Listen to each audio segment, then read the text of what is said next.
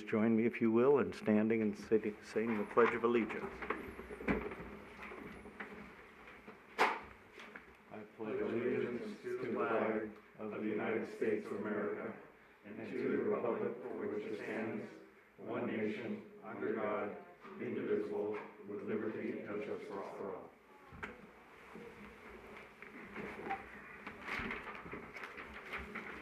Thank you.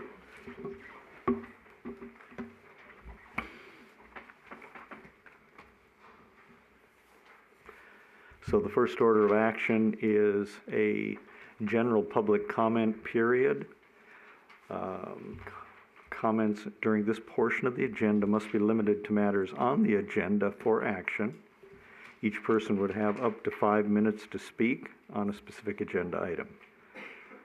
If an item is also listed as a public hearing, which these are, persons may wait to speak until that particular item, and you, of course, will be provided an opportunity to speak during these items. Members can also, of course, participate in writing and by phone. And that phone number will be listed, well, I better list it right now. It's 702-589-9629. So with that all stated, would anyone in the audience like to be heard on a matter on the agenda at this moment? And do we still have a delay in our system in case somebody is streaming and wants to call in, is that correct? So why don't we give folks about 30 seconds. So we'll just hold here for that time.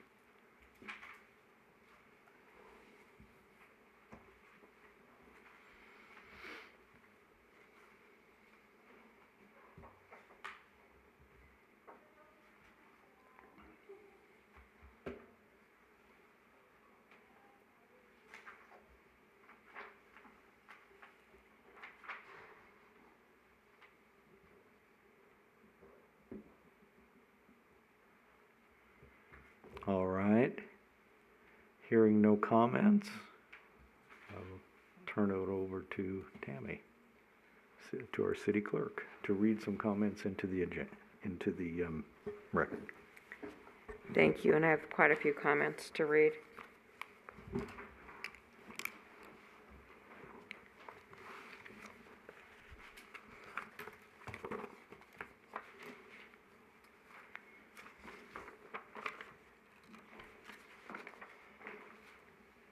The first comment is from Norma Barth. I think the Colorado Street location is the perfect location for the Boulder City Family Mortuary. My husband passed away suddenly last January, and we had not made previous plans for burial. The experience my family had with the owner, Tyson, was incredible. I was numb and hurting, and Tyson was kind, attentive, and very professional. I think we were truly blessed to have him in Boulder City. It was so much less difficult having someone local to deal with rather than Henderson or Las Vegas. And I'll answer this. Public comment. Yeah, hi. I was trying to figure out, is the zoning meeting live streamed? It is. Okay, I was wondering why it wasn't coming up for me then. You're not seeing it? Are you following the link on the website? Yeah, what I see is media not yet available. Do you have a public comment, sir? It is public comment if you'd like to speak. Well, yeah, that was my thought on this. But without being connected and seeing what's going on, it makes it a little bit more cumbersome. We're seeing it on private devices here. Do you want to try maybe just refreshing your computer? Okay. All right. So I'm linking to it through the Boulder City website and Planning Commission and that. Am I correct in going that direction to find it? It just says Boulder City live stream.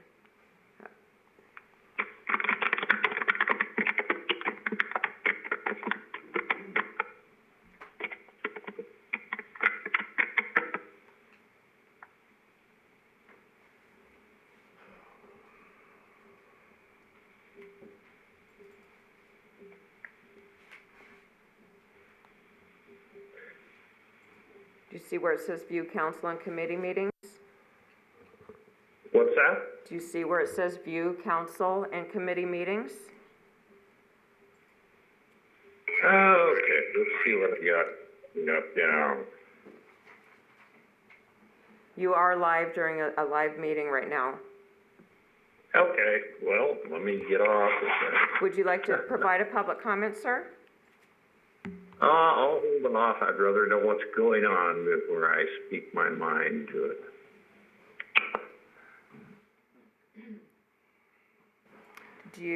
Can I have somebody call you maybe and assist you through this?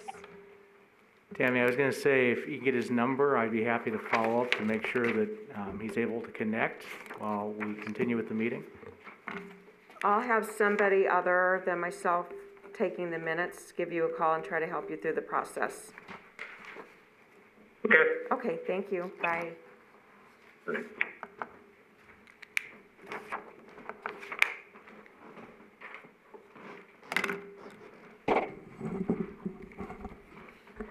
All right, the next public comment is from Rich Loudon. I, Richard Loudon, want to support Tyson Smith in his endeavors to look for other opportunities for different locations.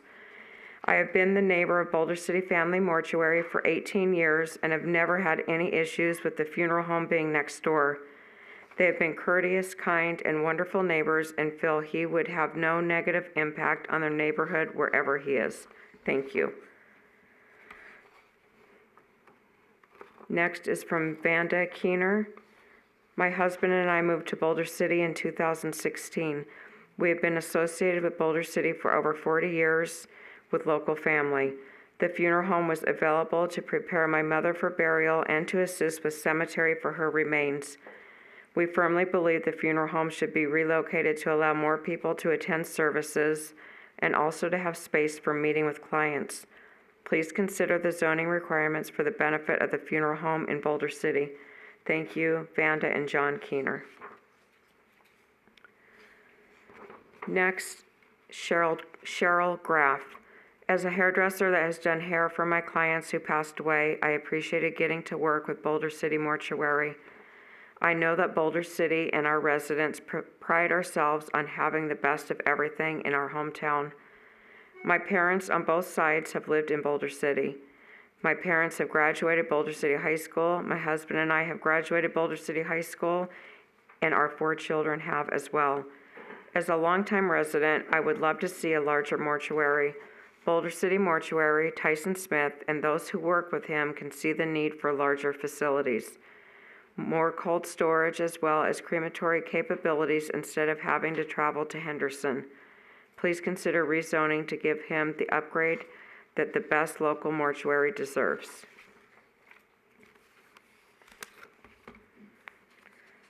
Next is from Britt West. Funeral homes and mortuaries have an adverse effect on residential property values. I can speak as an expert in this field as I am a 29-year Nevada certified appraiser and past president of the Appraisal Institute. The following published articles back my claim and are worth the time to read. www.realtor.com, news, trends, things that affect your property /value. Money.cnn.com, 2016, 02-10, real estate death home value. https, housley.com, industries that diminish property values the most. Each article concludes that the adverse external effect is approximately 6% downward in home values. Please consider asking the applicant to find a more suitable location, not in the historic district, as has been discussed. Vacant lots along Industrial Road might be more suitable. Next is from Ainsworth Hunt. Please read this as an open letter to the Planning Commission. This appertains to item number 3 on the meeting agenda. I am opposed to the idea of altering Title 11, Chapters 3 and 10 of the City Codes to allow funeral homes, mortuaries, as a conditional use in the R1 single-family residential and C1 neighborhood commercial zones. There is no benefit to the residential community in Boulder City that could come from this, and there is a significant risk to residential property values. Thank you. Best regards, Ainsworth Hunt. We're all watching it in here.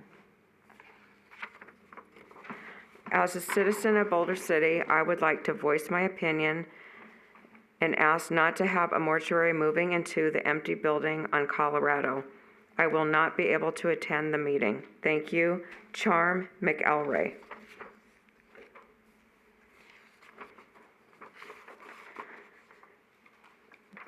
Please read this as an open letter to the Planning Commission. This appertains to item number 3 on the meeting agenda, and this comes from Bruce Smith. I am opposed to the idea of altering Title 11, Chapters 3 and 10 of the City Codes to allow funeral homes, mortuaries as a conditional use in the R1 single-family residential and C1 neighborhood commercial zones. There is no benefit to the residential community in Boulder City that could come from this, and there is a significant risk to residential property values. P.S. Didn't this person try to open a mortuary in the historic neighborhood once before? He was turned down then by the city council after numerous residential protests. Now, since he bought the building, he is trying an alternate route by petitioning the Planning Commission to change the zoning laws. Many residents opposed this the first time, and I will the second. I am a lifetime resident of 73 years, and this will affect my property value.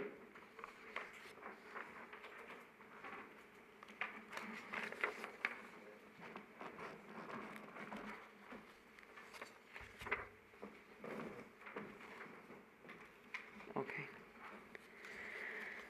Next comment is from Lois Donat. This is Lois Donat. I don't believe that the proposed amendment to Title 11, Chapter 3 and 10 of the City Code to allow funeral homes, mortuaries as a conditional use in the R1 single-family residential or neighborhood commercial zones. There is already Chapter 11, C2 General Commercial Zone, 1111-4. Conditional uses G. Funeral parlors or undertaking establishments. This general commercial zone, 11-11-4, should be sufficient zoning for the funeral parlor or undertaking establishment. Zoning for land is determined to keep certain size homes, certain kinds of businesses, etc., in one area. There is no need for the amendment to Title 11, Chapter 3 and 10 of the Boulder City Code.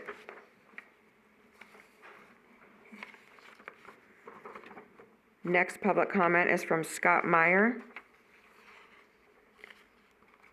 Dear Planning Committee, I am absolutely opposed to approval of this agenda item or permitting any kind of mortuary or funeral home in or near any residential district in Boulder City. There are more than sufficient areas for this type of business in the already properly zoned sections of Boulder City. I am also strongly opposed to any kind of word text changes to the city code that would now or in the future permit the above activity in a residential neighborhood. Thank you for your attention to this matter. Signed, Scott Meyer. Next is from Francis Meyer. I am writing to express my strong opposition to Resolution Number 1207, Tyson Smith's proposed amendments to Title 11, Chapter 3 and 10 of the City Code to allow funeral homes or mortuaries as a conditional use in the R1 and C1 zones. This is entirely inappropriate business for residential and C1 areas. That is why we have industrial areas. Next comment is from Jan Thurston. This appertains to item number 3 on the meeting agenda. I am opposed to the idea of altering Title 11, Chapters 3 and 10 of the City Code to allow funeral homes, mortuaries as a conditional use in the R1 single-family residential and C1 neighborhood commercial zones. There is no benefit to the residential community in Boulder City that could come from this, and there is significant risk to residential property values. Next comment is from Ann Langevin. I am co-owner of the property at 400 Ash Street, and I am adamantly opposed to the following agenda item number 3. My property abuts to the area where Mr. Smith would like to place his funeral home/mortuary. It is within the historic area where careful consideration has been given to architectural integrity and historic preservation. Mr. Smith's plan to develop a mortuary on Colorado Street contravenes that effort. Moreover, Mr. Smith's mortuary will devastate the property values in the area. According to Trulia, an online real estate marketplace, living close to a funeral home, crematorium, or cemetery has a negative impact on home values. Home values can drop between 10.6 and 13.6%. In our neighborhood, that amounts to a significant loss. Please reject Mr. Tyson's proposed amendment. Next comment is from Ed Cox. This is a bad idea. Please vote against it.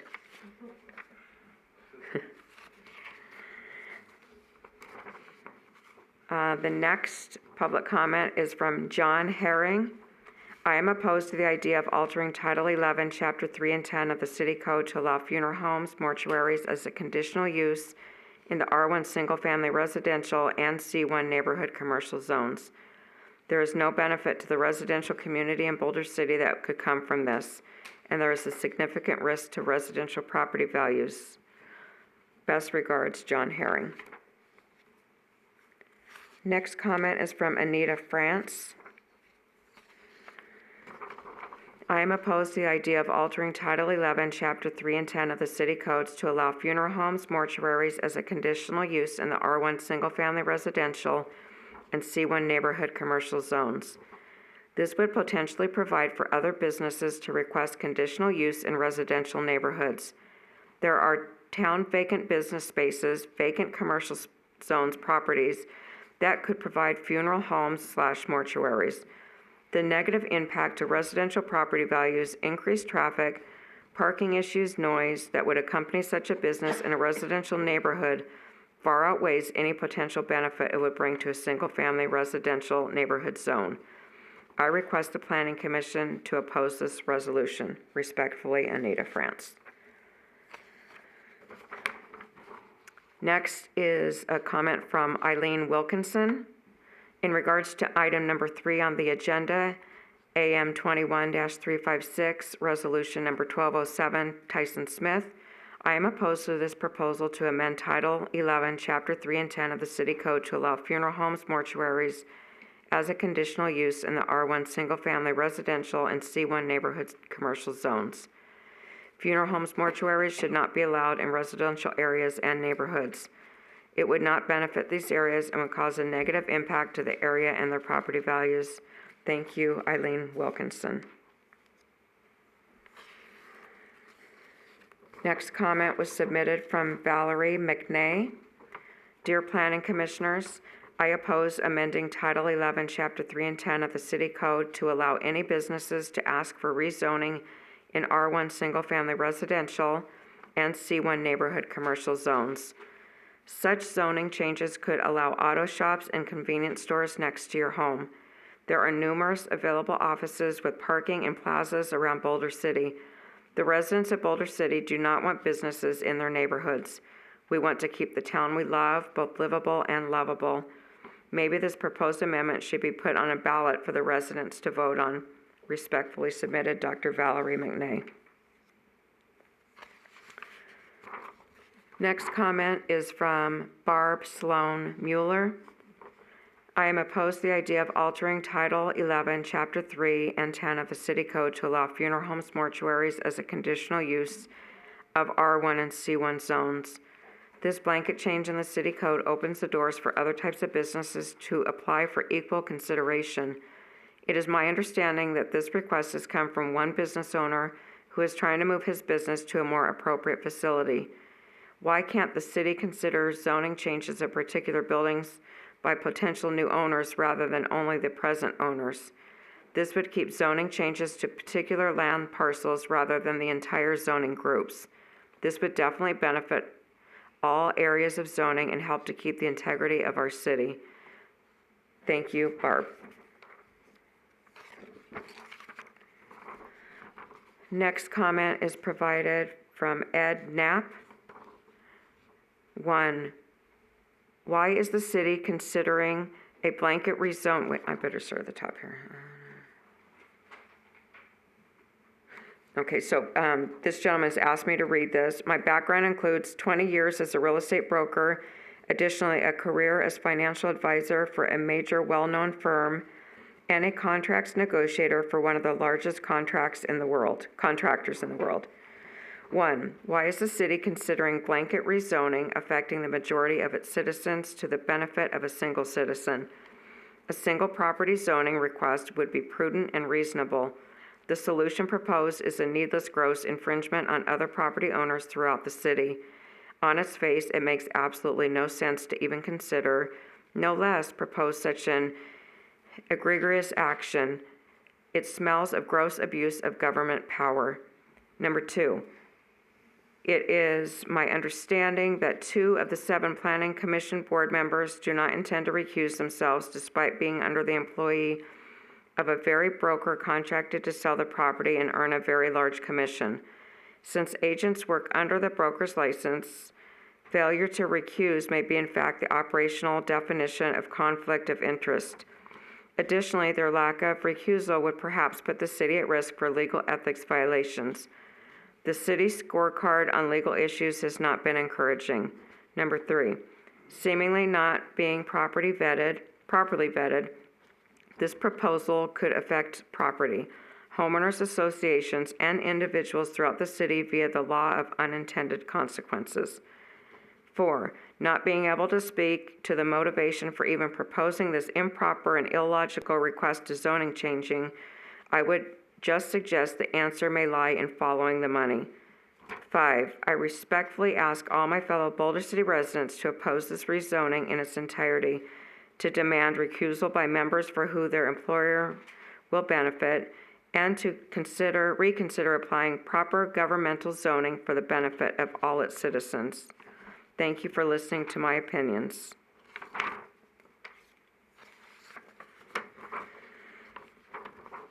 The next comment was provided by Janet Bateman. Altering Title 11, Chapter 3 and 10 of the City Code would not be conducive to the residential community in Boulder City.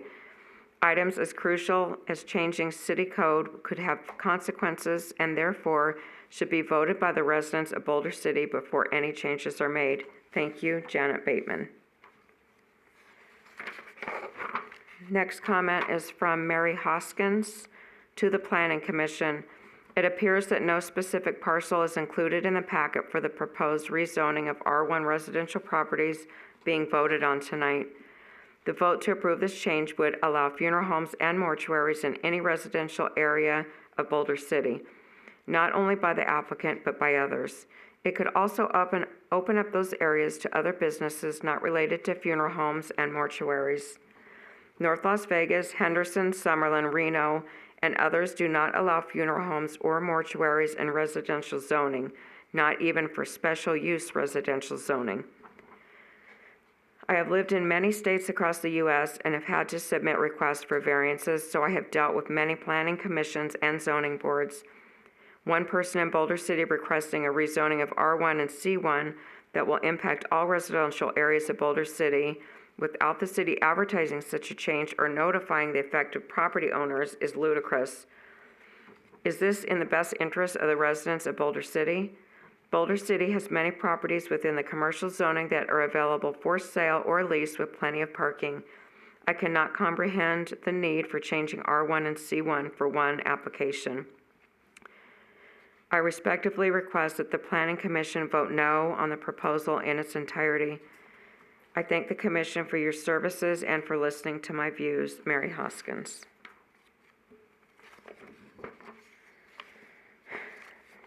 Final public comment is from Judith Hoskins regarding agenda item number 3. I spoke with Mr. Mays a few days ago. I asked him if this amendment is passed by the Commission and then later by the Council, would funeral homes, mortuaries be allowed to be located within any area of the city? Would the Girl Streets, Horse Streets, Lake Meadview Estates, or any other properties within the city be affected? His answer was yes. The next question, if property is located within an HOA with CC&Rs that prohibit businesses, would the city still allow a business to be located in that area?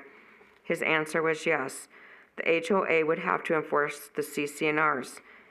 If I have misrepresented any of the above statements, I welcome Mr. May's corrections. As a former president of an HOA for 16 years, this amendment would be a massive hurdle for all HOAs. Controversies such as this require the Nevada Real Estate Division to become involved and hundreds and thousands of dollars expended with litigation, which could bankrupt the association. I spoke with our management company today, and they confirmed that the CC&Rs are the lowest document to be considered, then the city, state, and federal. In other words, our CC&Rs would probably not be able to be enforced. Any member of the Planning Commission who is an agent or has a family member who is an agent for a real estate agency who has a listing for properties located within the city must recuse themselves from voting on the issue. To not recuse would be an ethics violation and could be a costly endeavor for the city. I was a real estate agent for 8 years, and I know that any individual that works for a broker is considered a partner in that firm and would derive a financial gain from making such decisions. Why is it necessary to make a blanket change to R1 and C1? Usually a person who owns a property will ask for conditional changes for the existing property or a property they contemplate purchasing. There are numerous vacant commercial properties in Boulder City that have ample parking for such a business. I see no need to change R1 or C1 when other places are available without changing the zoning. For the city to be transparent in making such a profound change to zoning, especially in residential areas, I believe the city should have posted this change in the local papers. The city should have notified the property owners of the proposed changes. This change affects all of Boulder City, especially in the R1 properties. It affects all members of this commission as well as members of the city council. I cannot emphasize enough the importance of this proposed amendment and the severity of the decision. It is probably one of the most crucial decisions this commission or the council will make. Changing the zoning for R1 to allow a business within a residential area is not acceptable. What's to keep other companies from wanting to locate there as well? Can we discriminate and not allow others? We could have Airbnbs on every corner and no one could dispute this business. I urge the commission to vote no on resolution number 1207. I also encourage all real estate agents or family members to recuse themselves and not put themselves in a questionable position. Thank you all for your dedicated service to the commission and hearing my thoughts. Judith Hoskins. That's it.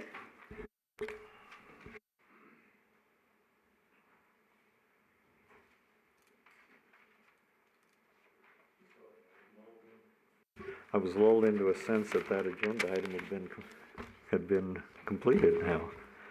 Anyway, all right. Well, thank you, Ms. City Clerk. We appreciate your vocal cord exercise tonight. Good comments. So the next agenda item is agenda item 1 for possible action. This is approval of the minutes of the September 15th, 2021 regular Planning Commission meeting. Does anyone have any questions or comments for staff, or would someone like to make a motion?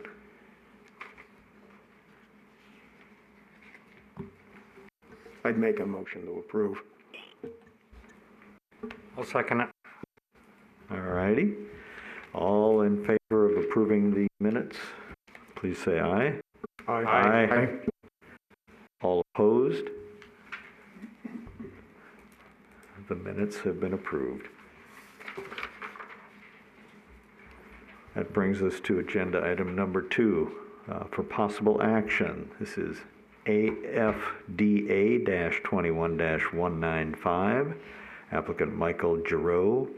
Address is 1409 Denver Street, and this is a zoning review of an application for one residential allotment for construction year 2021-2022 pursuant to Title 11, Chapter 41 of the City Code. Could we have a report from city staff? Thank you, Mr. Chairman. For the benefit of the audience, this relates to our growth control ordinance, and these type of allotments, only certain ones have to come through the meeting process. This is a proposal to construct one single-family dwelling in the R1-15 zone on an existing vacant property. Zoning was completed, the proposed plans comply with the applicable provisions of that zone, and additional information has been provided relative to the requirements of the Growth Control Ordinance chapter. Since there's a 3-meeting process for this, we are often reviewing the construction drawings in conjunction with the meetings so that the applicant isn't held up for weeks after the plans have already been approved. And in this case, the site plan was recently revised to match the setbacks on other plans that were submitted. So that's what the revised sheet you have before you is tonight. The house is pushed 10 feet further from the front property line, and that matches what you already have shown on the landscape plan. So that was just one of the correction items the owner's consultants had to make, was to make all the drawings coordinate, and it just so happened to have affected the site plan. All setbacks still comply. So, but since the Planning Commission's job is to verify that zoning conforms, you're provided with the updated site plan, and again, all setbacks still comply with the house moved slightly further back. So that being said, per the Growth Control Ordinance, the Planning Commission's job is to confirm that the request is compliant with the code and to forward it to the allotment committee for evaluation and rating. And I'm happy to answer any questions if you happen to have them. Any questions for staff? Yes. Member One Moore. question, I guess this clarifies the difference between the map that was sent out in the packet, where there was an overlap on the setbacks with the road. No, unfortunately, the site plan drawing doesn't really, actually, the road edge is so faint, you can see it on the computer, but not on the printed drawing. Because this part of Denver Street is actually a private road, and this Denver Street extension, as we call it, is decades old, and the property lines there are decades old, except for when this one was split. There is no right-of-way there. It's a private road, so if it were designed today, you would have property lines meeting in the center of the road. That doesn't occur here either. The road kind of meanders, the property lines aren't exactly centered, but this will still be a case where the actual house will appear closer to the road because the property line is inside the road. Okay, I understand that. So basically, part of the road constitutes part of the setback. Correct, because setbacks are always measured to property lines. However, there's nothing within the plans that would go into that part of the setback. I can look at the drawing the different one that you handed out here, which shows, and I know where that power pole is, but so there would be nothing that would constitute any type of construction or anything that would go into that boundary. Within the setback boundary? Yeah. Well, aside from driveways, landscaping, retaining walls, and that sort of thing, correct.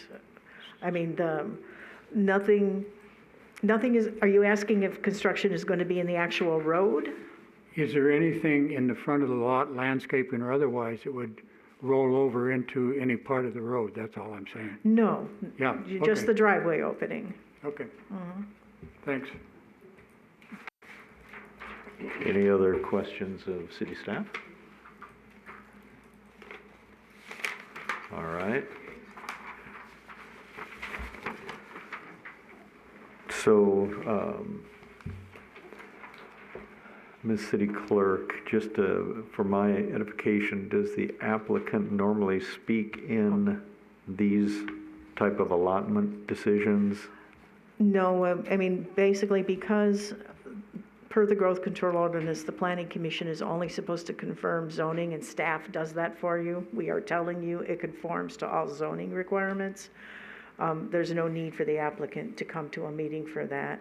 The Planning Commission traditionally makes a motion to forward this to the allotment committee, and per that code, the applicant must be present before the allotment committee, which will evaluate and rate the proposal, and he will attend that meeting. Very good, thank you. With that, this is not a public hearing, of course, and so I'm just going to issue or articulate a motion. It would be my recommendation that the Planning Commission does in fact determine or has determined that this request is in compliance with the provisions of Chapter 1141 and recommend that we forward this request to the allocation committee.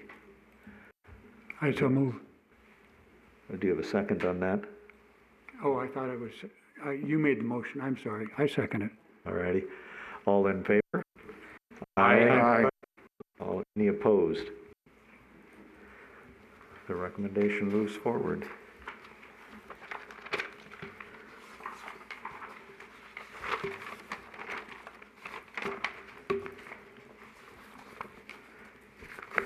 That brings us to item 3 on the agenda.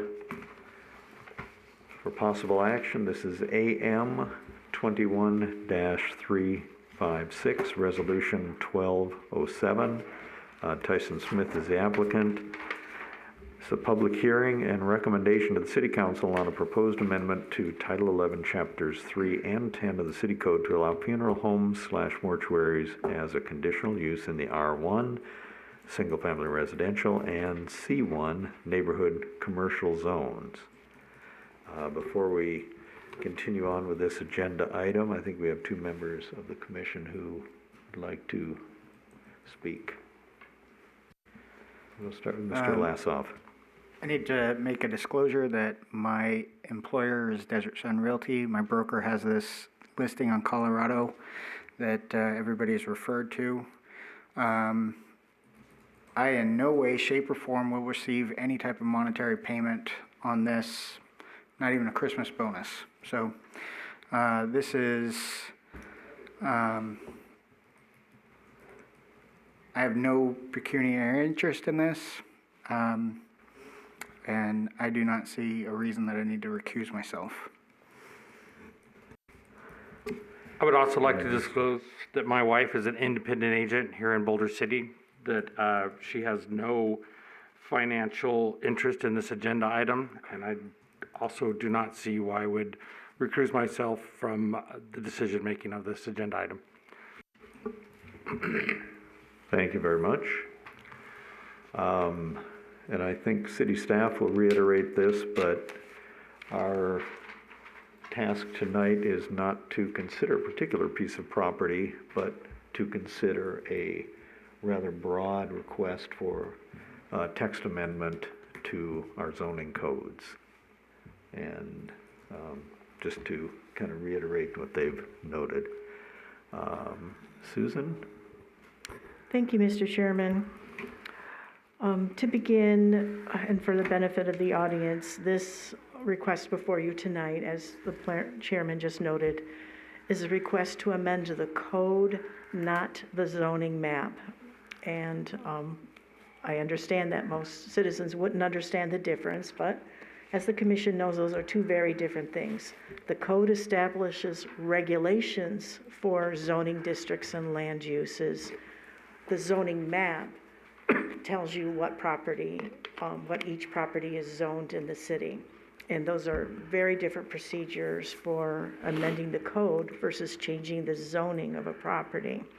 And what is before the Planning Commission tonight is a recommendation to the City Council as to whether or not the standards of the code should be changed as the applicant is requesting. To summarize, funeral homes and mortuaries are currently a conditional use only in the C2 general commercial and CM commercial manufacturing zones. The applicant is requesting an amendment to allow funeral homes and mortuaries also as a conditional use in the C1 neighborhood commercial and R1 single-family residential zones. If the code amendment is approved, the applicant could proceed with a conditional use permit request for a specific property. The city's residential and commercial zones have two categories of uses, and this is more for the benefit of the audience. Those categories are permitted uses and conditional uses. A permitted use is what we call a by right use, does not require approval of the Planning Commission. For example, a single-family home is a permitted use in residential zones.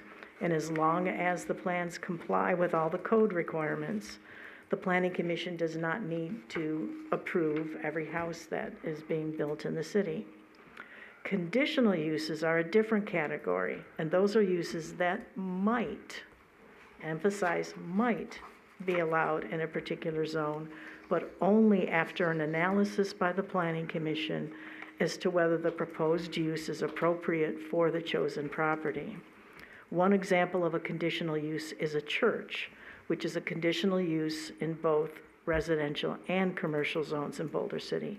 No new church can be approved unless a conditional use permit is approved. A public hearing is held at the Planning Commission meeting for a conditional use, and all property owners within 500 feet of the subject property are notified for that meeting. Amending the code to allow a new use as a conditional use does not impact any particular property. If the code is amended to allow a new conditional use, then any applicant can subsequently apply for a conditional use permit, which could either be approved or denied by the Planning Commission after a public hearing. On a related matter, since the publication of the packet, a question was raised relative to an aspect of NRS regarding crematories and whether they would have to be allowed wherever a funeral home or mortuary is allowed. The city has contacted the acting city attorney, who needs more time to thoroughly research this question. If the Planning Commission prefers to have that legal opinion prior to making its recommendation, you've got the discretion to continue this hearing. Getting back to the particular analysis for this request, the applicant who operates the local Boulder City Family Mortuary, which is currently in the C2 zone, had previously requested a code text amendment to allow funeral homes, mortuaries, and columbaria, which is where you keep urns, as a conditional use only in the C1 zone. So this request is somewhat different from the previous request, which was not approved by the City Council. As noted, a code text amendment is not related to any particular property. Therefore, there can be no conflict of interest regarding any properties because properties are not under discussion with the code text amendment. For this application, the request is to add only funeral homes and mortuaries, not columbaria, as a conditional use in the C1 zone, but also the R1 zones.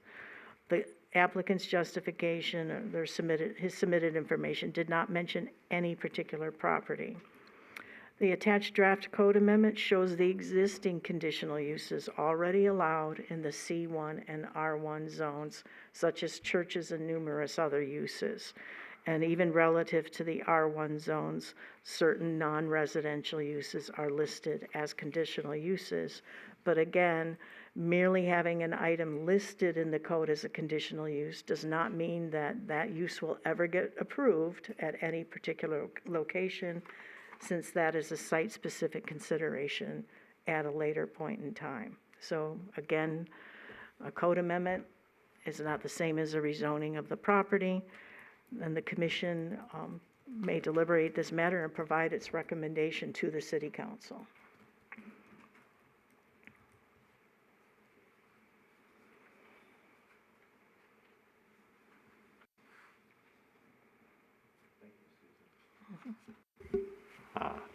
Thank you, Susan. Could you expand slightly on the question that the city attorney is researching and how that might affect the, if you just expand slightly on that, I'd appreciate it. I forget which chapter of NRS it is, but there's some language in the NRS that implies that A crematory would have to be allowed wherever a funeral home is allowed. But we're not certain that that is what it's stating, or if it does supersede local zoning authority, so that's what he is checking into. It may just be a matter of licensing unrelated to zoning, but we need a definitive answer for that. Thank you very much. Any other questions of staff?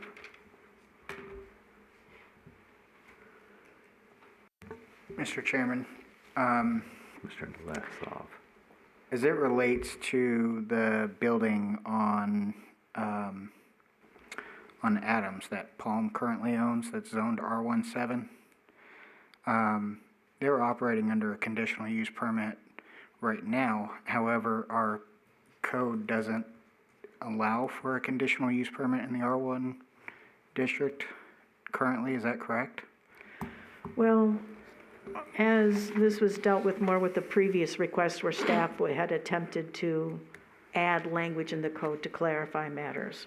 Right now, the code really doesn't list, other than funeral homes, it doesn't list cemeteries, it doesn't list columbarium. And obviously, we have both of those in Boulder City. We have a mausoleum and a columbaria for Palm Mortuary. We also have 2 cemeteries in the city. Those aren't specifically listed. The original conditional use permit was under the category of uses of a public service type. And that was the category they used at the time to allow for Palm Mortuary at that site. I guess to get to the answer of my question, put another way, say Palm Mortuary closes its doors for whatever reason, and a new person comes in and wants to go with the exact same use. What would that process look like? Under the current code, if a new applicant wishes to continue a conditional use, if they agreed to all conditions that were established with the original conditional use, then the matter does not have to come back before the Planning Commission. As an example, mini storage warehouses are a conditional use in the C2 zone. And once those are built, the use pretty much doesn't change, but under our old code, every time the property changed ownership, it would have to come back to the Planning Commission.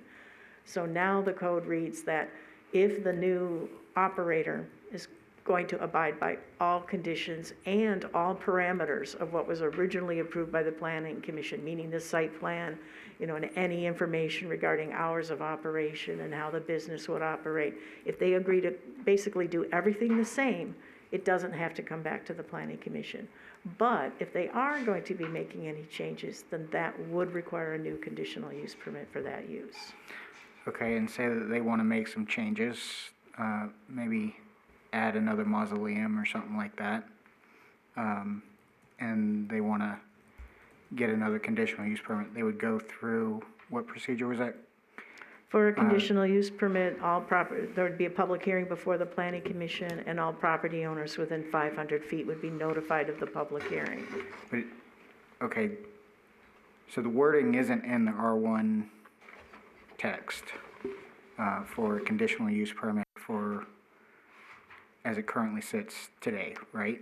There's a separate chapter in the zoning ordinance for conditional uses, but in terms of a cemetery or a mausoleum or columbarium being listed in the code, none of those are listed currently in the code.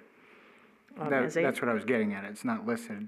Right, it was approved under the category of use of a general public service type. Okay, and so the change that we're talking about potentially making would be to list it within the R17 district? We just provided the applicant's proposal as he wrote it, so as shown on page 37 and 38 of your packet, for the proposed change to the C1 zoning district, it just adds the words funeral homes and mortuaries, and likewise to the R1 zoning chapter, it's adding the language funeral homes and mortuaries. the applicant did not want staff to suggest adding cemeteries or other language in there to make everything consistent, so we just provided exactly what he proposed. Got it.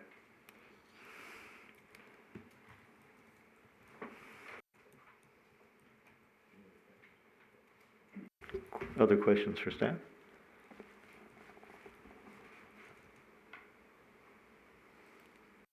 I have some questions. All right. Under the permitted, in the neighborhood, C residential, there's the three areas, retail and so on, business, professional. But there's a limitation on size. I believe it's 3,000 square feet. In the C1 zone, business and professional offices and retail uses under 3,000 square feet in size are considered allowed by right. But if they're going to be larger than that, that requires a conditional use permit.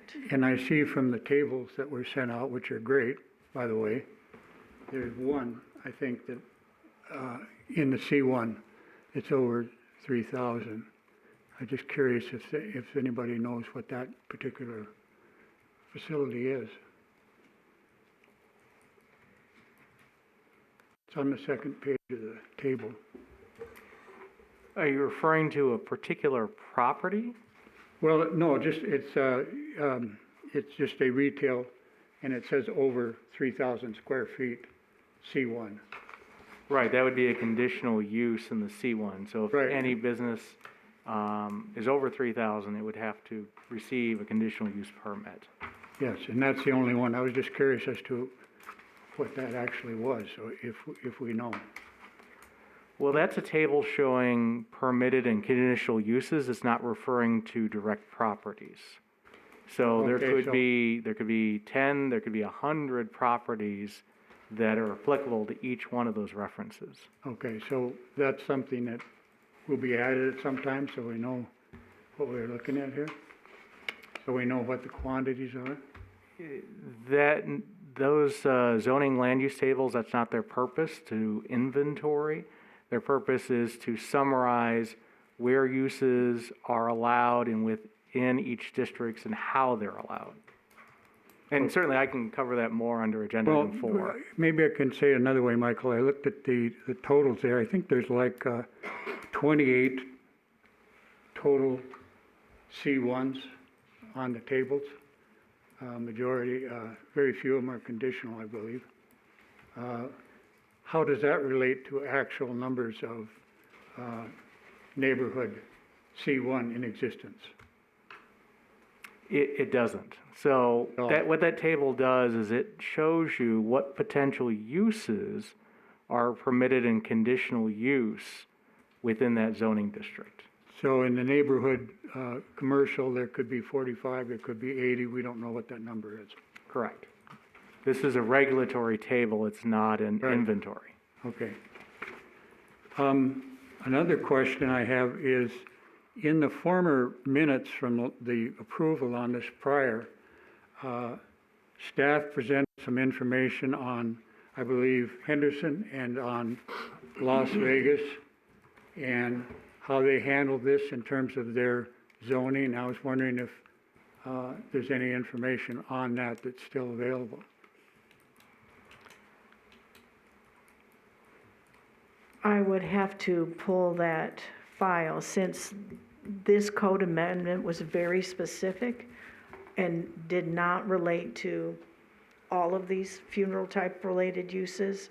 I did not do that research this time because the applicant's request was so narrow. We can certainly look up their codes again, but it's not like they have identical zoning districts.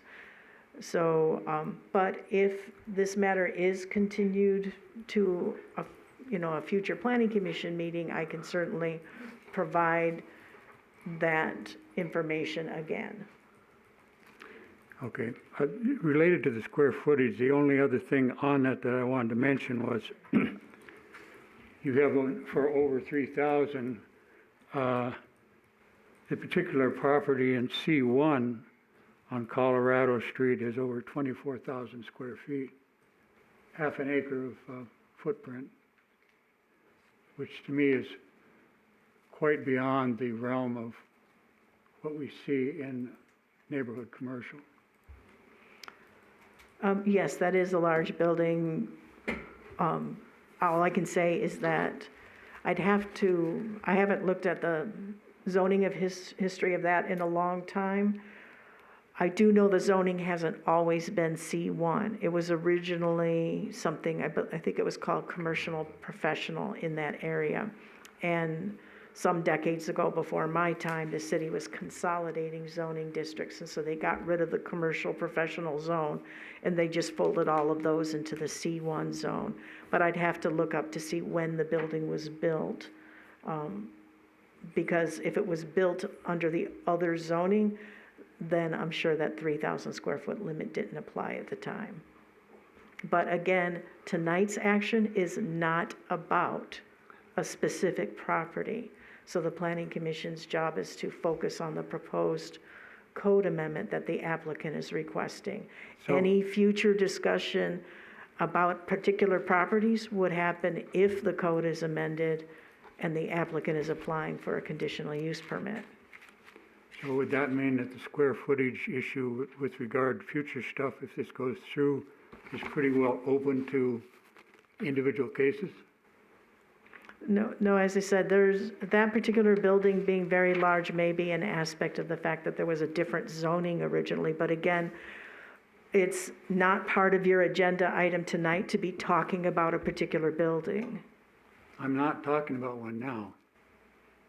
I'm now asking if this was approved to move forward, then you would have a potential process in the commercial residential for a very large building, if it passed. And if that passed, then there really wouldn't be a limitation on square footage. That's my point. Right. If this code amendment passes, and if the applicant applies for a conditional use permit for that large building on Colorado, then I will definitely dive into the zoning history and present that to the Planning Commission at the time. But it's not pertinent to this application tonight.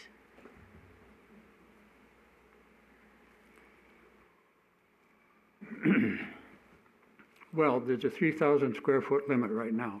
I guess that's what I'm getting at. It's not a 3,000 square foot minimum. It's the way I only provided you an excerpt of the code for conditional uses. In the C1 zone, what's already permitted by right is office and retail uses under 3,000 square feet. Right. That's the maximum. Allowed by right. Larger buildings, larger uses have to be approved by conditional use permit. Right. Okay.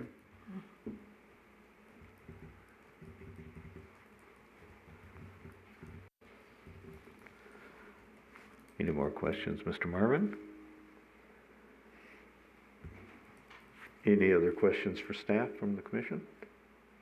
All right.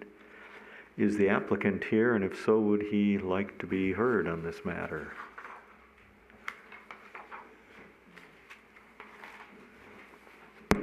Tyson Smith, the applicant. The Welcome. big thing that I'd like to do is just thank everybody right now. Those that objected, no hard feelings. Those that were supported, great. My whole thing about doing this was kind of twofold, is to show how difficult it is to get a funeral home approved in town. We have just stopped Paul Mortuary from basically coming to town without going through a whole bunch of hoops and jumps and all kinds of things. This same thing is going on in the valley, and we need to open our eyes up as a community. Boulder City Family Mortuary would be out of business completely if in 2013 I had not moved to Henderson. The funeral home's been here for 20 years. Probably served everybody in this community's family one way or another for the most part. What I hear tonight is I am a public nuisance from many citizens of this town. It hits me hard.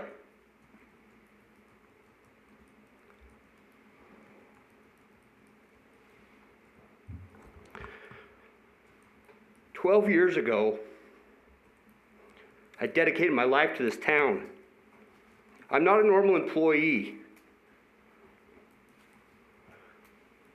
I've got this cell phone 24 hours a day, 365 days a year. How many times have I walked away from dinner with my wife to serve this community? And this is the stuff I get. Again, thank you for those that support me. No hard feelings for those that don't. But there is problems arising. If you have not watched the news in the last 3 months of what's going on in Vegas, Vegas is having the same issue that we're having here today. In Northwest Las Vegas, Bunker Mortuary is being shut down on their attempt. Heights Mortuary was closed down. 300 calls a month. Boulder City Family Mortuary in the month of September could have done 100 calls.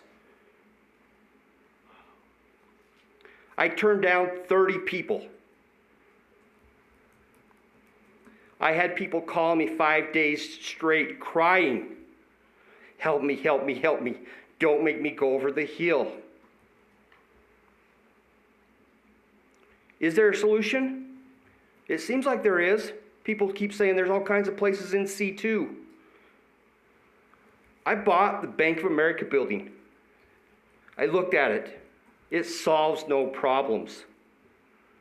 The average funeral home is over 7,000 square feet and requires parking for it.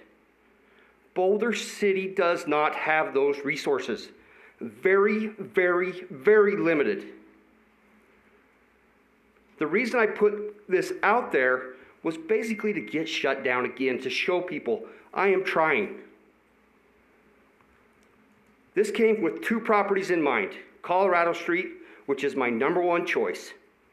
Beautiful building, very large, and as Thomas has already mentioned, improperly zoned.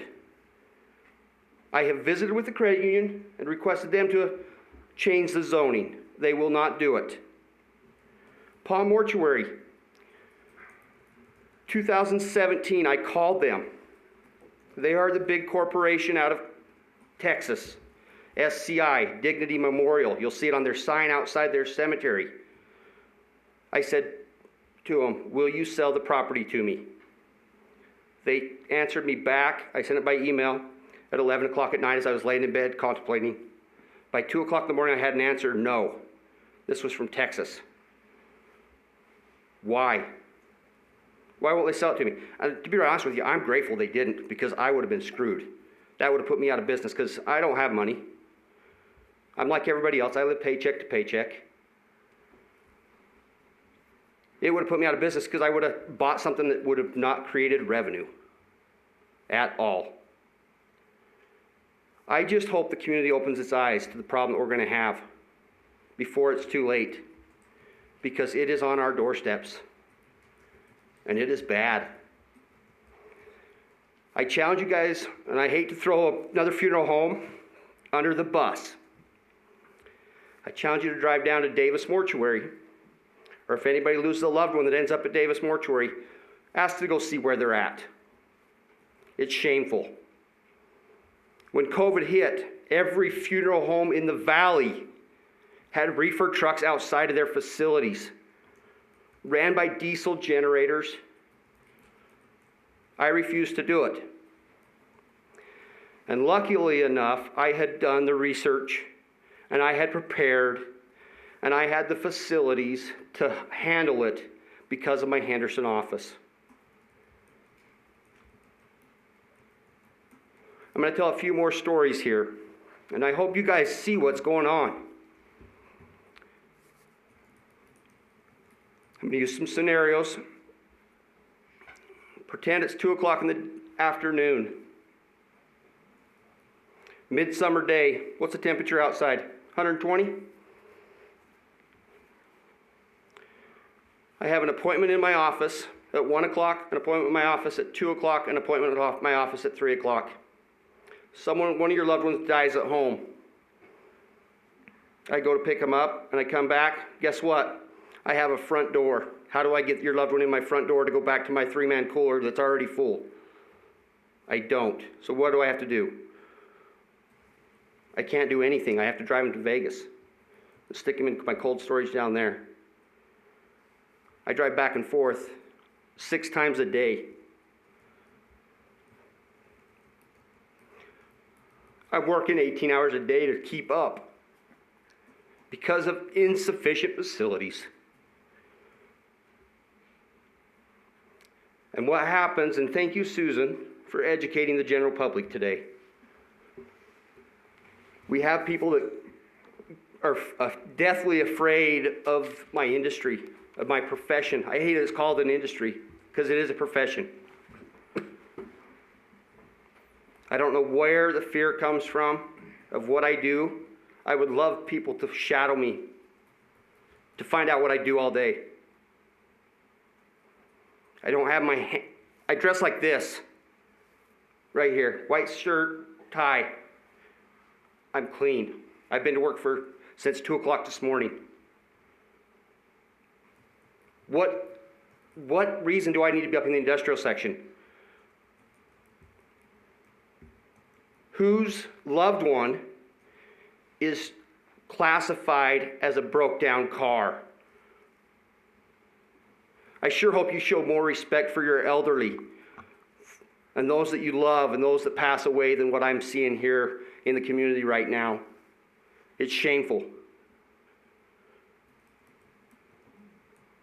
And the reason I'm so passionate about this is I love my career. I love my profession. And I love the families I serve. I hope you take this into consideration. Like I said, it's not going to hurt my feelings if you vote me down. What it's going to hurt is the community. And that's where it hurts me the most. When I have a 24-year-old girl that I'm burying, and we can't have the facilities to take care of her and her friends and her family that come together. Our churches are inadequate. Monday, we had a burial. They held it at Calvary Chapel. We know where Calvary Chapel is. It sits over there in the complex behind the old Bank of Nevada. It's a church house, just one of the many inadequate churches we have for funerals in town. Normally seats probably 60 to 70 people. We had 120 people there. We had to tear down the blinds to get the casket in the door. Why? Because my funeral home can't do funeral services. Funeral home that can't do funeral services, a mockery. I have funeral directors that stop by here as on vacation. They walk into my funeral home. They talk to me. They assume that I'm doing 20 to 30 deaths a year because of the size of my facility, which is probably what it should be. Currently, I'm at 222 people this year. I did 340 last year.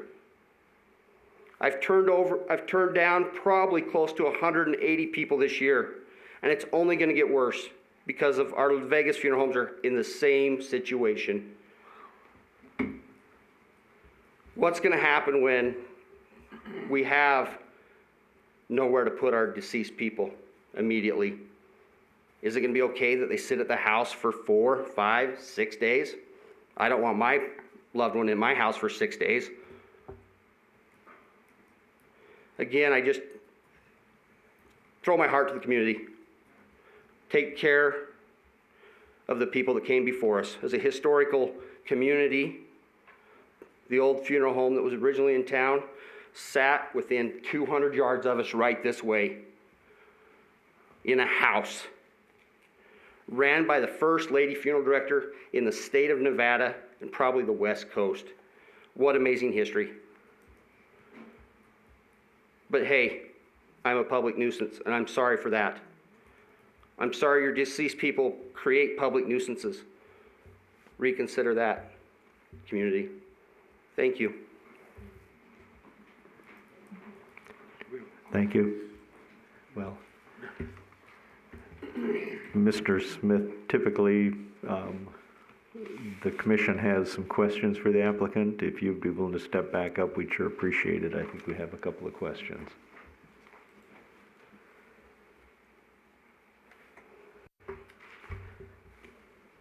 Hello, Mr. Tice. My name's Steve Rudd. Just a question. Why include R1? The property that Palm Mortuary owns is R1. I put all my eggs in Colorado last time. I wasn't going to do the same mistake. Fair enough. Thank you. And thank you for what you do. Anyone I have a else? couple of questions. All right. Member Marvin. You were talking about a minimum of 7,000 square feet, I believe, required space. So in the R1 you have in Henderson. It's not R1 in Henderson. It's industrial. Oh, okay. So if you were in a residential one here, you'd have to have a combination of lots then to accommodate that. To be right honest with you, R1 is ridiculous to even consider to put it in a residential area. The only reason because of the property down at Palm Mortuary, the property in front of next to the city cemetery, there's an acre, probably an acre and a quarter that sits right in front of the mausoleum that would make a great funeral home, that would be a great accessory to the Boulder City Cemetery, that would probably allow us to put a working toilet down there for those people that visit. And one further question. What was your situation pre-COVID? You know, what kind of numbers were you running then? I bought the funeral home in 2010. The previous owners were doing 140. I have done over 200 every year since then. I've been about 260, 270. Like I said, I'm running at max capacity. I stepped it up a little bit through COVID, like I said, with the use of my Henderson office. But my problem is my Henderson office is running at max capacity too. So it's just, I mean, that's why we have to turn people down. Thank you. Any other questions of the applicant? I have one.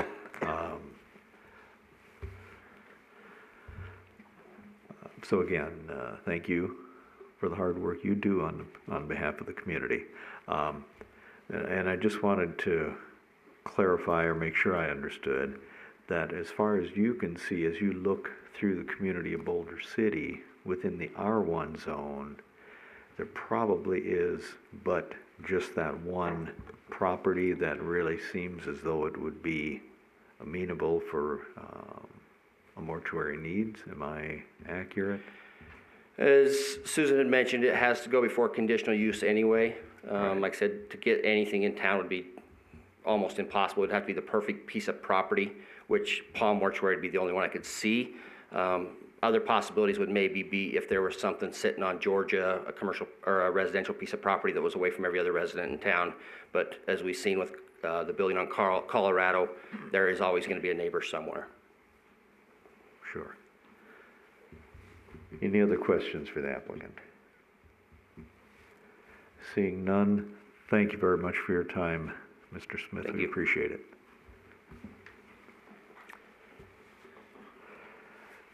With that, I think it's time to move to the public comment period on this item.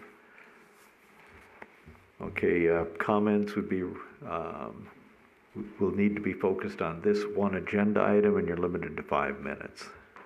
Thank you very much. Step up and state your name, please. Hi, my name is Chelsea West. I own the property located at 405 Ash Street. I want to start with saying that Tyson runs a fabulous business that is very much needed by all the residents here in Boulder City. We appreciate his dedication to our community. Earlier, some of the comments that were written in favor of him changing the code focused more on his business. And I agree with all of those comments. He needs more space. He's a great guy. He does a wonderful job at what he does. But changing the overall zoning code for all residential areas without knowing what the ramifications it will have surrounding residential properties in regards to not only their property values, but their day-to-day lives. I think you guys should do a proper market study and a traffic study before you make any sort of decision, as well as getting clarification as to what the standing city attorney has to say about the crematorium and whatnot.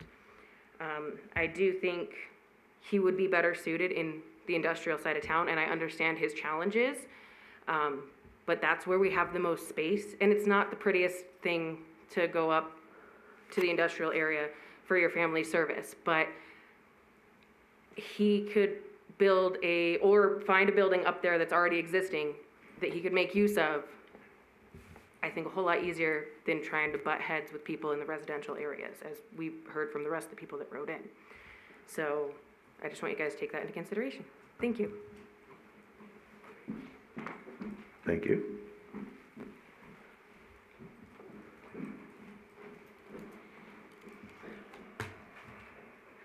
Thank you for this opportunity Sorry, I'm short. I wanted to say thank you for this opportunity to address the Planning Commission this evening. My name is Nancy Deneen, and I live at 1415 Denver Street. When my family moved to Boulder City in the early 90s, we were so impressed with the small-town qualities of the city. The residents here were very helpful and kind. My kids liked the schools they attended, and they attended all three. The overall environment was a slower-paced and very inviting place to live. Boulder City had a good reputation, and we embraced the motto, clean, green, Boulder City. We even had it on our license plate frame. As I returned to Boulder City 2 years ago, after living in northern Nevada for 14 years in another small town, Dayton, I came here looking for that same quality of living. Now, I'm a widow, and the kids are grown and living with their families out of state, and I'm alone with a handful of really good friends. I bought my forever home at the top of Denver Street. It's a peaceful place where I can learn to adjust to my new way of living. Soon after I moved into my home, after an extensive remodel, I found myself fighting to keep a mortuary from being my backyard neighbor. Fortunately, in May of 2020, our city council voted against the mortuary at 1404 Colorado. But like everything in life, nothing is certain. Tonight, you, the Planning Commission, sit in a balance between the residents and the businesses of Boulder City. I'm going to go out on a limb here and suggest that no one who lives in Boulder City, save maybe Tyson Smith, would want a mortuary in their backyard. As I understand it, you are being tasked with deciding whether or not to change the existing amendment regarding zoning from a variance to a conditional use permit in R1 and C1. If passed, the public will lose their voice and businesses will gain an advantage by bypassing the public. Tyson Smith has publicly expressed his desire to move his mortuary business to the empty building on Colorado. Because the building is not zoned for a mortuary, he has stated that Susan wrote this clever amendment to make zoning changes easier for him. If you decide to pass this amendment and the city council passes it, our small town image, our quaint and unique little Boulder City, will be forever changed. The advantage will be of the business over the good people of Boulder City. In closing, I would just like to ask each and every one of you on the Planning Commission, would you want a mortuary in your backyard? Thank you. Thank you. Before we have any more folks in the audience, someone has tried to ring in and they're on the line right now. If I could get their comment first, I'd appreciate that. Go ahead, City Clerk. Go ahead and state your name and your comments.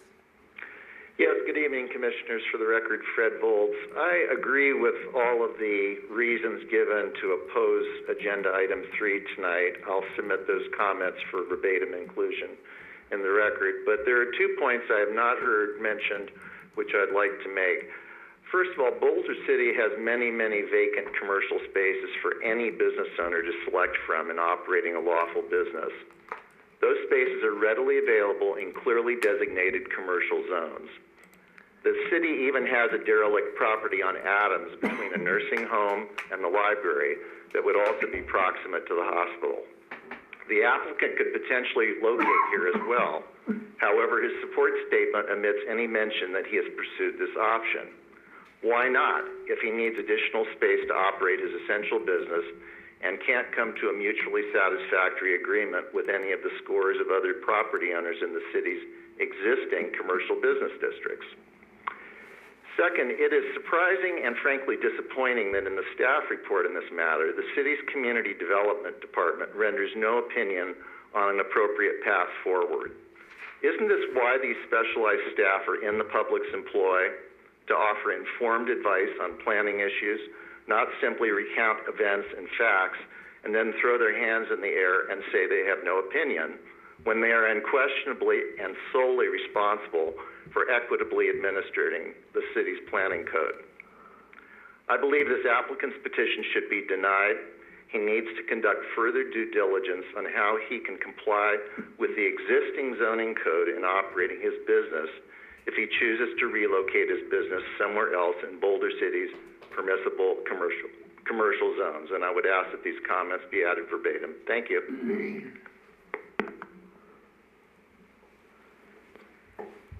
Thank you. Turning back to the audience. Additional comments? That's right. Good evening. My name is Mary Ann Ray. I live at 1408 Denver Street, where my husband and I have lived for 25 plus years. I would like to say thank you for letting me speak before you. On Monday morning, my neighbor and I picked up a copy of the agenda for this meeting from the city clerk's office. I want to make it clear from the outset, I am not against having a mortuary in Boulder City. I am against one being allowed in an R1 single-family residential and C1 neighborhood commercial zone, especially when a text amendment, which smacks of a lack of transparency, is being used to make this change to the city code. I do understand that a conditional use clause would then be needed for a particular location, which only prolongs the process for any of the neighbors who are impacted. One of my favorite sayings is from a musical called Chess. Everyone's playing the game, but nobody's rules are the same. And this entire proposed amendment by Tyson Smith seems to be a perfect example. In February of 2020, Tyson Smith asked the Planning Commission for a text amendment, which does not require anyone in the nearby residence to be contacted. And he wanted to relocate the Boulder City Family Mortuary to a C1 neighborhood commercial zone office building at 1404 Colorado Street. By the way, that has always been used as an office building, and it is 24,000 plus square feet. I read about this proposal in the Boulder City Review only after the Planning Commission had unanimously recommended Council approve the zoning amendment. At that time, I notified my neighbors, and we became actively involved in pleading our case to the City Council. In May 2020, just a little over a year and a half ago, the City Council did not approve a text amendment to allow funeral homes, mortuaries, and columbariums as a conditional use in the C1 zone. My neighbors and I thought this matter had been resolved. Now we find ourselves fighting the same battle a second time. And like the first time, we were not notified because this action before the Planning Commission is once again a text amendment. This time around, Tyson Smith has broadened his proposal to include the R1 single-family residential zone instead of being forthright enough to name the location of the building on Colorado Street, which he is interested in. Am I an interested party? You better believe it, because my house sits directly above a building, and I sit out on my deck every day. I do not want to have to look down at a funeral home. Is there no end to how many times not only our neighbors, but other residents in this town have to be subjected to a process that stacks the deck against us and lacks transparency? In conclusion, I would like to use two quotes that apply to the proposed amendment by Tyson Smith. From the American Society of Planning Officials Funeral Homes, PAS Report 97, quote, "A mortuary remains, no matter how attractively designed and discreetly managed, a facility for the care of dead human bodies. And to have such a facility close to the place where one lives runs counter to the whole idea of family life." And from Stigmatized Properties and Housing Values, an exploratory study, Journal of Housing and the Built Environment. I quote, "Ironically, more people are willing to live in a haunted house than next to a mortuary. I sincerely hope the Planning Commission deny this proposal." Thank you for listening. Thank you. Yes, ma'am.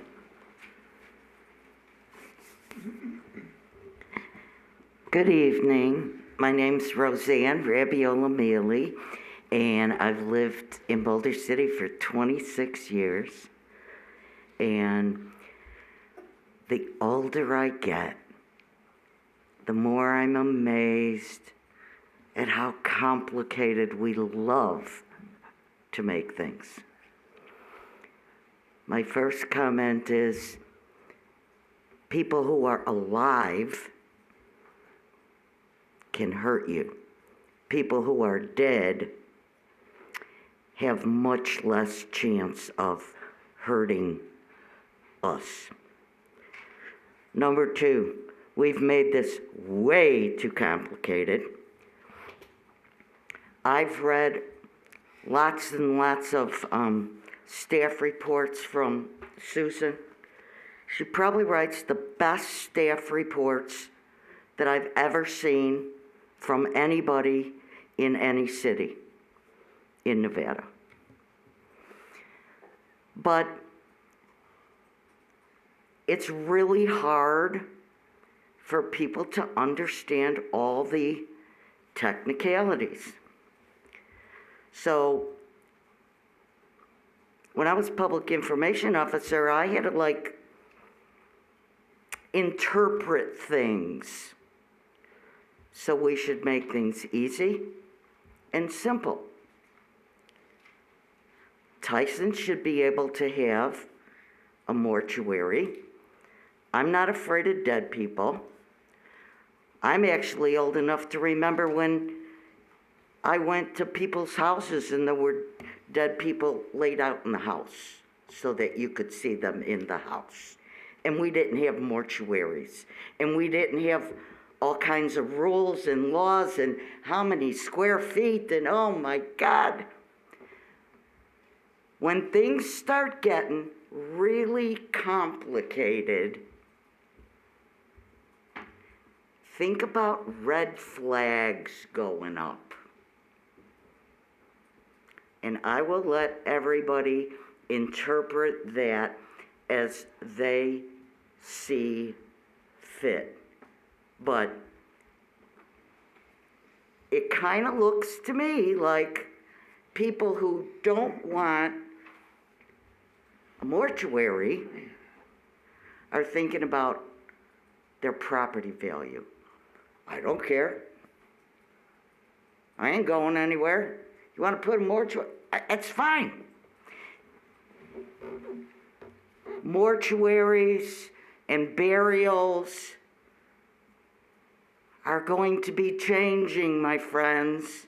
It's not going to be the way it was 25 or 50 years ago. Things change. But we shouldn't be emotional. We should have a mortuary, but I don't see that we have to change an entire piece of a code to do that. I think the people who don't want to have a mortuary next to their house, okay. Should Tyson have a mortuary? Sure. Can he find a place? I think he can. We don't have to be emotional or complicated. That's all. Thank you. Anyone in the back? I'll make a go of it. My name is Britt West. It's tough with a mask. We won't go there. My name is Britt West. I and my wife and my family have resided in Boulder City for over 20 years. I've appeared before this body 3 times. Why 3 times? Because everything else is pretty much mundane. You guys are doing a good job. I don't have to show up and flap my lips at you guys. In this instance, I do. Because what we have here is the direct evidence of diminution of property values. I did mention, I'm the guy who wrote that thing in. I'm a real estate appraiser. I cover the entire state of Nevada, including all the small towns. I'm very familiar with small town politics and how it all works. In this instance, I don't think we need to change the entire code. Now, I thought about this a little bit. I'm not a dumb guy. Why would you change the entire code when maybe you could just apply for a variance for one building? I think it has to do with the notification requirements. Changing the code the way we've done it, or the way you're trying to do it, or thinking about doing it, doesn't require people within 500 feet of the affected building. Yes, I know we're not talking about one particular building, but I think it's kind of a sleazy way to get around the notification requirements. Let's talk about value diminution. I sent my written comments in. By a show of hands, how many of you clicked on those links about value diminution? Huh, It was just that'd be 0. So obviously you haven't done your homework. I have access to the greatest body of real estate knowledge in the United States, the Lum Library out of Chicago. I can pull article after published paper that can prove value diminution of approximately 6% for properties that are located adjacent to or proximate to a mortuary, funeral home, crematorium, whatever that thing is. I can prove it. You're gonna say, well, I'm not gonna sell my house, I'm not worried about it. Well, maybe somebody wants to get a reverse mortgage because they can't afford to live there. And all of a sudden they get 6% less. The houses in that immediate market area generally are $350,000 to $400,000. Let's take 6% of 400, that's $24,000. Are you guys telling me you're gonna take $24,000 out of the pockets of people who live nearby there? That doesn't seem fair. So, I mean, it doesn't seem fair at all. I live in the historic district. You heard my daughter earlier. She lives right there. My son lives here. My wife lives here. We have 4 properties in that immediate area. We're going to be adverse. Multiply 4 times 24. That's how much I'm going to be affected. So Mr. Tyson, or whatever, I applaud him for taking a business opportunity and growing it and building it. He bought it. He's grown. That's great. I don't think that we, as citizens of Boulder City, have to provide any preferential treatment.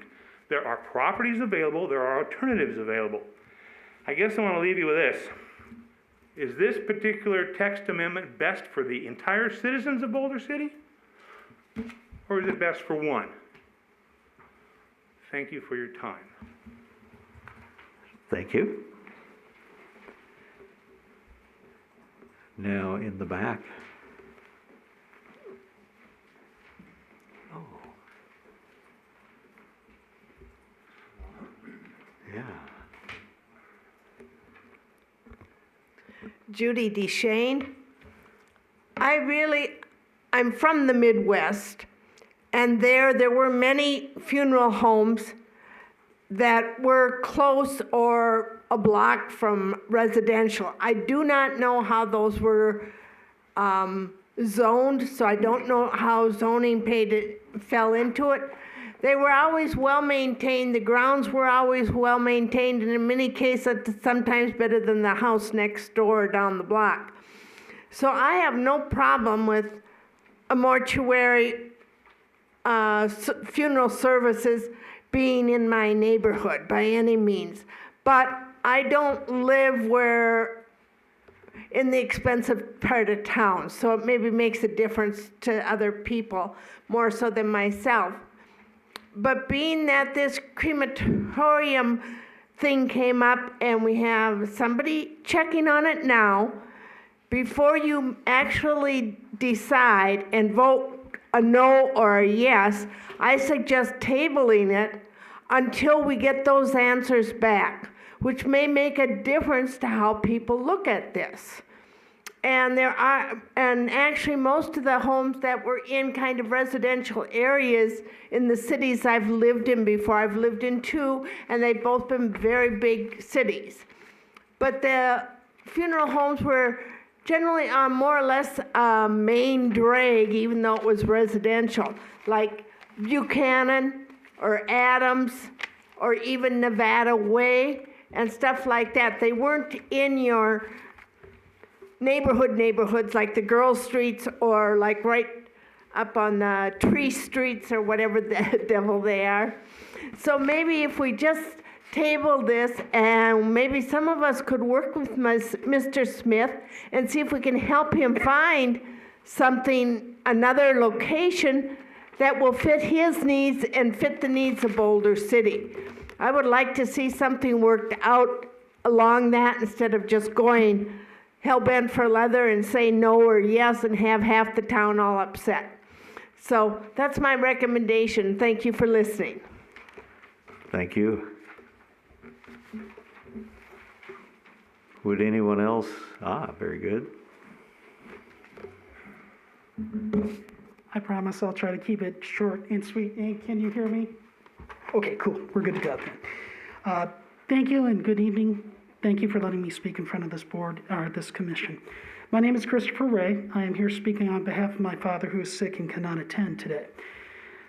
The Planning Commission has the unenviable task of sorting a Gordian knot between the desires of an individual businessman and the desires or needs of the city itself. Staff has indicated that the criteria for decision should lie on, does this comply with the comprehensive plan of the city of Boulder City? And does it promote the wealth and general welfare of the city? I'm speaking today because I do not feel that it does. Specifically, the Boulder City Master Plan states on page 22, non-residential uses should be designed and located to minimize negative land use impacts on residential areas. Mr. Smith himself said that R1 designation was ridiculous. I leave it at that. Further, Boulder City Master Plan page 30 indicates that low density residential shall incorporate a mixture of single-family homes located in a neighborhood setting in combination with compatible non-residential land uses, such as churches, public and private parks, and recreational facilities. Code 11.3-2 supports that. Boulder City Master Plan, page 32, talks about commercial designation, and it is intended to provide a range of services, including supermarkets, restaurants, movie rentals, etc. The point that I would like to bring up is that by creating, because we're dealing with a general, we're not dealing with Mr. Tyson Smith, because this will affect anybody, including me, if I decide to go ahead and develop my own mortuary. How would this impact us? What we're saying is that in a C1 zone, you can have a laundry mat, but you cannot clean. Why? Presumably because there are negative consequences to the chemicals used. But wait, a mortuary, my mortuary, would do embalming. And embalming has EPA certified cancerous chemicals. Why would I want to go ahead and put that in a residential zone? Why have we decided that it's not an appropriate use for a cleaner to go ahead and do so? Why would we decide it's appropriate use here? To the point about the NRS, presumably, if it is allowed, then I could go ahead and have a crematorium.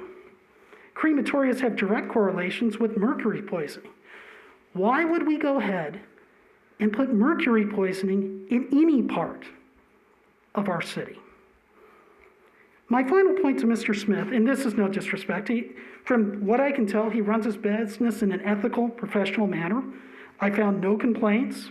I found no ethical issues. He didn't need to do this. He has asked before for a variance.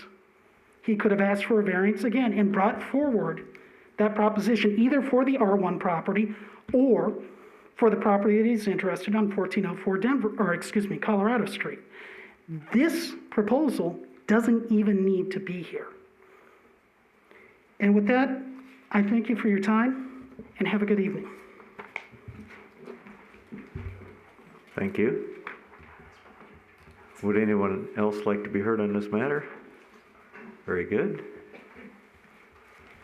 Thank you for your time, and I appreciate what Mr. Smith does. It's a interesting thing to deal with death. And another thing I was thinking about, when the wind comes off of Lake Mead and it creates a low Sir, pressure. could you state your name for the record, please? Mike Mazzei. I have a house a stone's throw away from the building that he's planning on putting this place at. I think what he's doing is great, but when the wind comes off the lake, it creates a low pressure on the leeward side of the mountain there. So it's going to bring that smoke down. I don't know if you guys are familiar with the smell of burning bodies. I don't really want to smell that at my house anymore. And her at eye level, when she goes up there on her patio, and that smoke comes right off, and the wind comes out of the south and goes right through her house. And then all the other rich people on the top of the hill there that might be pissed off as well. So just think about that, unless you guys like the smell of burning bodies. Have a good one. Thank you. Mr. Chairman, can we ask for his spelling of his last name, please? Sir, could we get the spelling of your last name? M. Oh, yes. Okay, sure. Thank you. Would anyone else wish to be heard? I think we should be able to allow that, could we not? The applicant? The applicant? Yes, Ms. Clerk. You would do that would this? Ah, okay. Would anyone else like to be heard on this issue during the public hearing portion, to wrap up the public hearing portion of this agenda item? Seeing none and... Mr. Chairman, I don't know if you want to put up the phone number again, just in case anybody else wants to call in. Right, I was thinking about that. All right, and for those who may be streaming or listening online, the phone number to call in if you have comments is 702-589-9629. If you have comments, please call in right now, and we'll hold the lines for 30-second delay.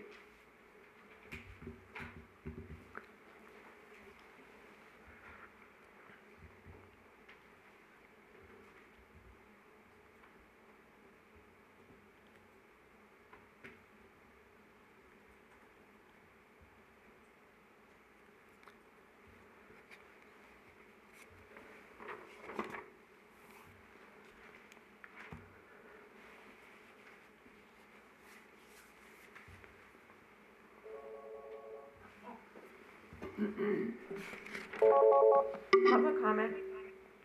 Yes, my name is Bruce, and I'd like to speak. Okay, go ahead. What's your last name, sir? My name is Bruce Pregler. Okay, go ahead. Yes, I live up on Denver Street as well, right directly above the so-called property that Mr. Tyson Smith is interested in. And I just want to state that I oppose it, and I would not like to have the extra traffic, the big group there. I oppose the mortuary and changing of any of the zoning, and that's all I have to say. Thank you. Thank you. Okay, bye.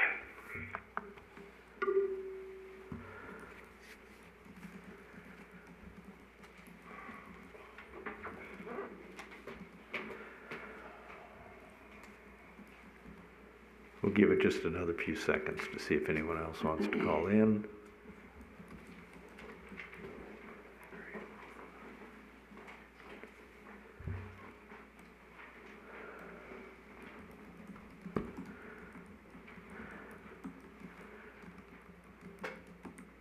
All right, hearing no more comments and seeing no more comments from the audience, I'd I'd like to provide an opportunity for the applicant to come back up. I believe that that requires me then to close the public hearing. You just did. Perfect. I'm all over it. Mr. Smith, if you'd like to come up. I will hold my comments till the end of the meetings. All right. Final comments of the end of the meetings. Right. All right, thank you. With that then, let's bring it back to the commission. I think many, I'm just going to speak for a moment, I think many in the audience recognize the challenge of what we're facing tonight.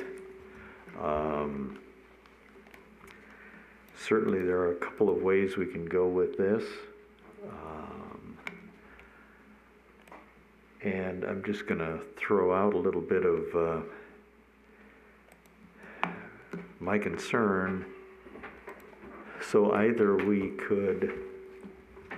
can obviously vote in favor now of the amendment. We can vote against the amendment. Or in light of the fact that our city attorney is looking into a matter that would essentially have potentially unintended consequences if we were to approve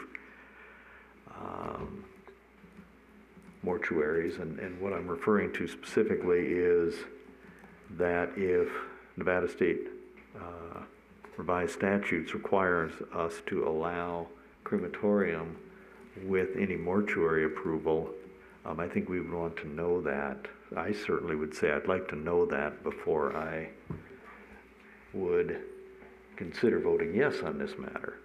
And then the other thing that was brought up is, with that in mind, an option, of course, is to have a continuance on this matter until the November meeting of the Planning Commission. There's one other consideration, and that would be how do other local communities handle mortuaries whether or not they allow mortuaries in residential areas or in residential commercial zones. So those are just some considerations that I'd like to hear from commission members as to kind of what their gut feeling is at this point. I would not like to accept a motion at this moment. And then once we've kind of discussed it, we can decide how we would like to proceed. Who'd like to start out? Mr. Lassoff, please. Mr. Chairman, so in doing first of all, I'm in total agreement, I think, with you that we should get that answer.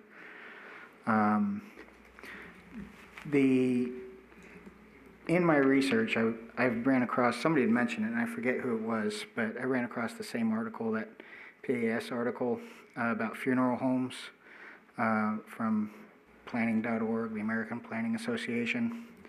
When you get down there towards the bottom, where it says conclusion, one of the things, and they italicized this, they said that basically anywhere you can find a church, it's probably, here we go. A funeral home is primarily a place for the conduct of religious services and is so similar to a church that it should be permitted in zones where churches are permitted. And if we look at where churches are permitted in Boulder City, we've got them in residential areas, we've got them in commercial areas.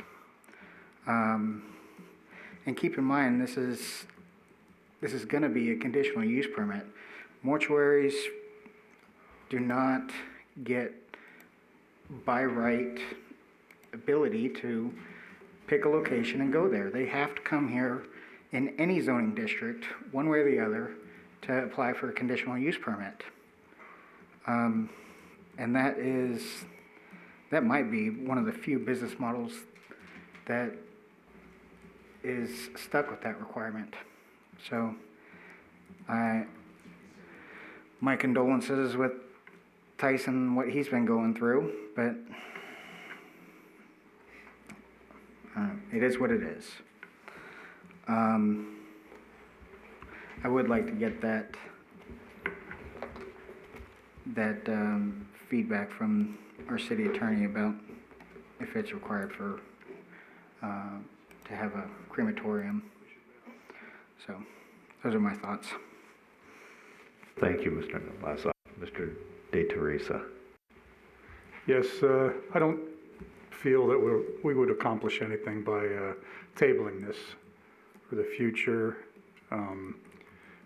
The findings of the city attorney, whether crematoriums are allowed or not allowed, I don't think would change the opposition by the residents and the community. Rightly or wrongly, people generally don't want a funeral home, for lack of a better description, in their residential neighborhood. We found that out when we dealt with the Colorado Street property earlier. So I think that, we were put on this commission to vote, to make a decision. I think we have all the information that's needed, and the applicant has been here tonight and spoke, and I think we should vote on it tonight. Thank you. Thank you. Mr. Biaski. I think what the commission really has to consider is what the real primary issue is. And this is basically a text amendment to this and zoning change that affects all property, not just one property. It affects all property now and in the future.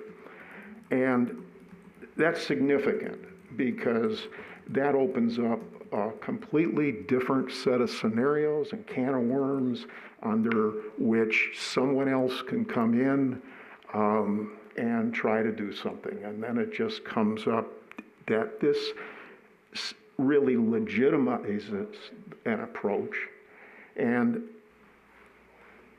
which opens up a can of worms. And I heard in one of the comments that was read, and I personally have a direct insight on it from a standpoint of being on an HOA board. The impacts on an HOA board become very financial if in fact something like this went through, because there would end up being contests of what's allowed against the CC&Rs. It could be a very problematic situation, just on the standpoint of R1 or properties that might involve an HOA. I think the other big impact that we have to consider on other properties in general is the whole impact on parking. I mean, and the procession of cars that can occur as a result of a mortuary or funeral home being there. That's an altogether different situation than if you're in a cemetery and there's a mortuary and a funeral home, because they can handle it. They're, they've got private streets in them, and it's just a perfect setting for it. An R1 area, no, sir.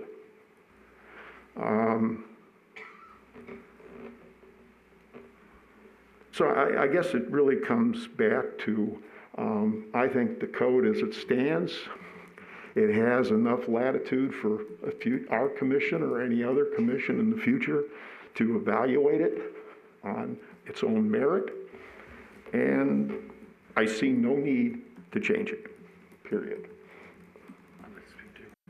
Thank you very much. Member Rudd. I'd like to speak. I feel a lot more comfortable when we're voting on a specific property, when we know what property we're going to be brought before us. And I actually voted for last time. I mean, it's in the record. We looked at that. It had a nice big wide road. But, throwing out a broad net, by design, it was supposed to be brought to us as individual properties so that we could focus on that one property and see what the impact would be on that. I think by changing the verbiage of the zoning, I think, you know, it was kind of counterdictive to that, so that's my thought. Thank you. Thank you very much. Ms. Bonner? I agree with Steve. Another point that was made, my bigger issue with this entire thing is the R1 zone. I think we debated the last time pretty decent about the C1 zone and had a understanding at that time what was going on. But for me, throwing the R1 in on this and then not having the answers to the other question, I really don't see the point either in voting to confirm or continuing at this point to be very wise. Thank you. Mr. Marvin? I kind of look at it a little bit differently, and that has to do with my concern over the neighborhood commercial zone and what I think is the nature of a neighborhood commercial zone. And small business, a little store, some other type of business that has interaction within the neighborhood. And I don't see a mortuary as meeting the salient points of that. I think it undermines the intent of that particular neighborhood zone. Thank you very much.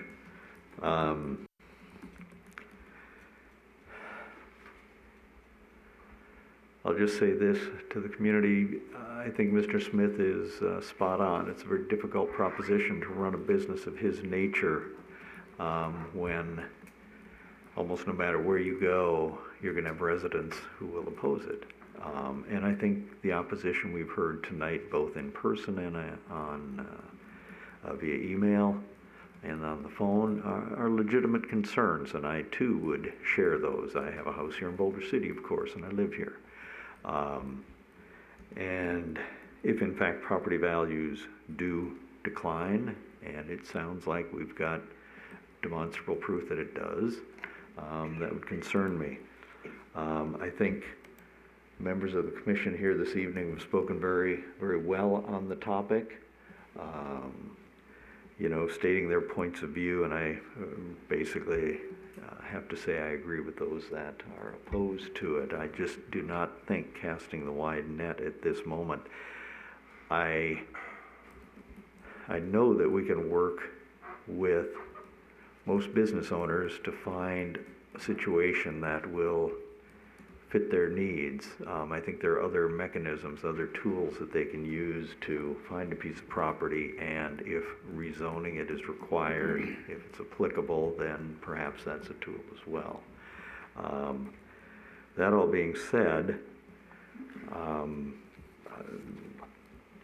too am not in favor of moving this forward. So, given that what I've heard from the commission is frankly that the vote would be for denial of this request, I think I would entertain a motion at this point. Mr. Chairman, I would offer a motion at this time without waiting. I think we have sufficient information and expression of all the issues. So I'd make a motion, we recommend denial of the proposed text amendment as discussed in this commission meeting. We have a motion and a second. All of those who support the motion to deny the request, say aye. Aye. Aye. I think, Mr. Chairman, we just need to clarify findings as it relates to the motion. And also, this is still just a recommendation, not a denial. It's a recommendation of denial to the city council. The action does not stop here. Thank you for that clarification. I'll correct my motion to... Your motion was correct. Yeah. If I didn't say it, I'll say it again. Yeah. Do you have any, Mr. Bialski, Any recommended findings in support of your denial, your motion for denial? Well, I basically would use the arguments that I put forward in my statement. Fundamentally, we are not dealing with a specific property. We are dealing with an overall broad code change, which has significant impacts to all future developments, not just any specific one. I believe, and I think we've had other comments, but I think there are parking issues that it brings about in an R1 area. I believe, if I can remember, I think there's impacts on HOAs, which are, I don't even want to get into them, but I believe there are legal issues and costs that can occur as a result of that.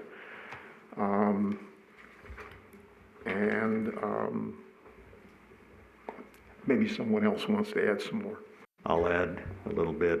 I think it's, the finding is that the proposed amendment is not in general conformance with the comprehensive plan for the city.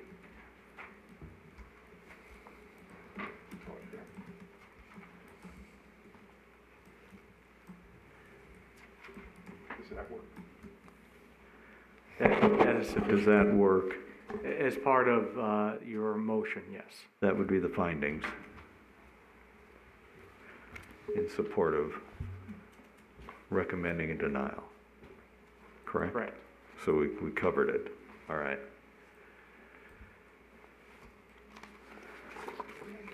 That brings us to agenda item number 4.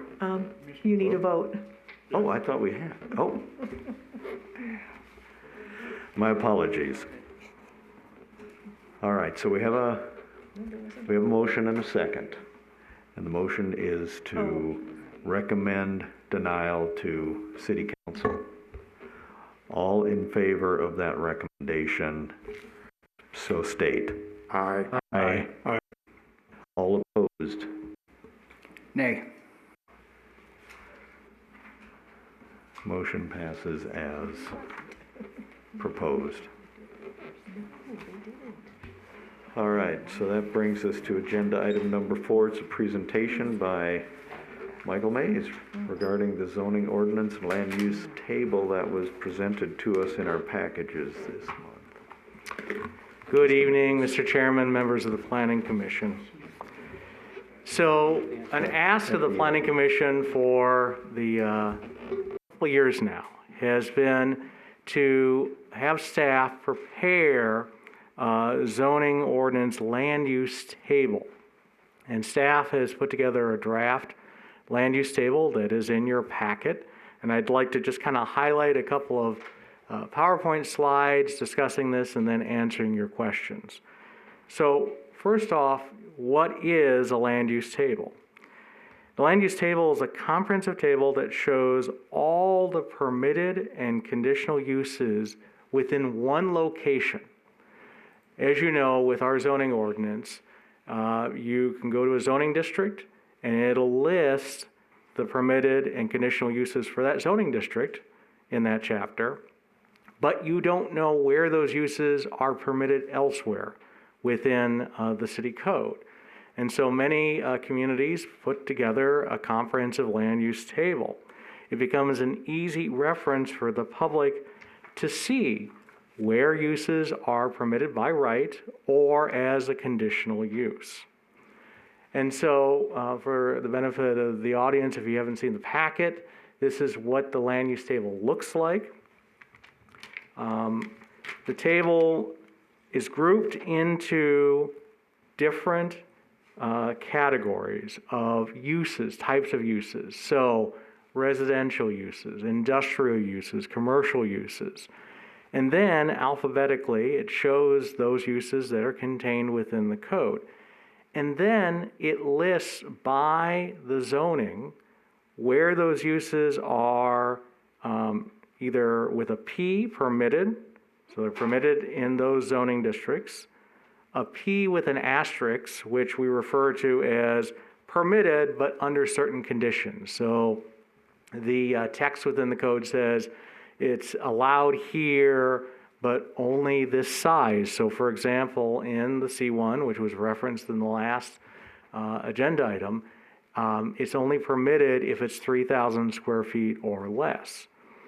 Or it is a conditional use, which we've described with the last agenda item and what a conditional use is and the processes for that, where it may not be allowed or it may be allowed depending on that particular site and the conditions. Or it's highlighted in gray and it's not permitted. So as staff was preparing this land use table, we made a couple of observations. Some of the uses within the code are dated references, like for rest home. We have uses that are listed separately throughout the zoning districts but mean the same thing. An example I highlight here is mini storage and self-storage facilities. So likely over the years, uses were added, but they weren't always lined up with the uses listed elsewhere within the code. And then we have very specific uses, and you'll find with zoning ordinances today, communities have gotten away from, as the example listed here and on the presentation, paint and wallpaper store. Instead, how about using retail uses? That, and in conjunction with use interpretations that have occurred over the years. So really the purpose of this draft land use table is for you to have as a resource and to respond to your questions, to be able to look at in one comprehensive table where all the uses are permitted within the city. But what I also wanted to convey tonight is that we will be looking at, now that we have a comprehensive table and looking at some of these issues, these observations that have been identified, looking at bringing forward in the future a text amendment to clean up some of the language, to modernize some of the language, and to consolidate terms so that it's consistent throughout the ordinance. And with that, I can answer questions regarding the land use table.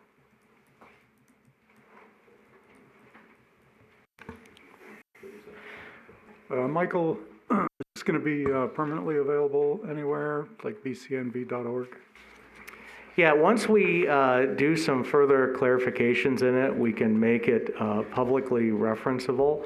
But there's going to be the caveat, this is not adopted by the city. This is not a part of the zoning ordinance. That would come later. So when we would do the text amendment that would clean up language, we would also ask to add it to the city code, and then it would be adopted by reference. Great, thank you. Mr. Bielski. Yeah, Michael, just a couple of points of maybe to consider. Where it may have more to do with definitions or what would probably end up in the text, so I'll bring them up anyway since they seem, I think they apply. We talk in some cases like government, municipal, open space, park.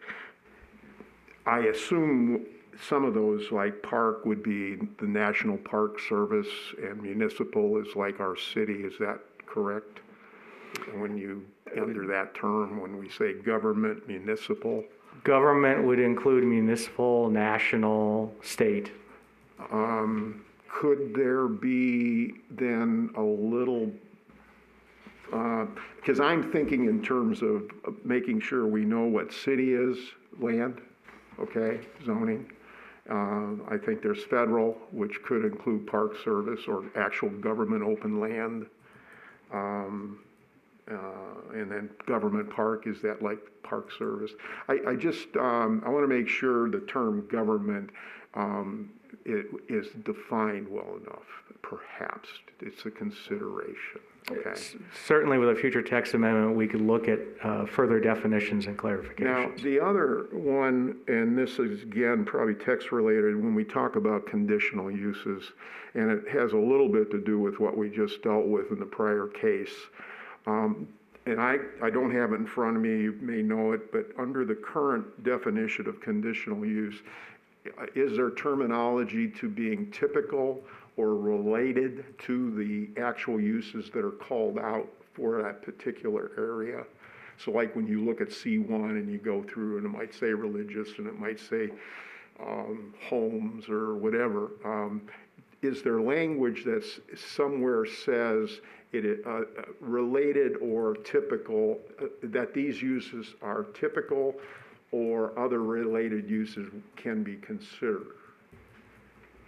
You know what I mean? I'm trying to get what I call a general statement that may still give people the opportunity to propose a particular use under the guise of a particular code and the constraints for that code, meaning the C1 or whatever.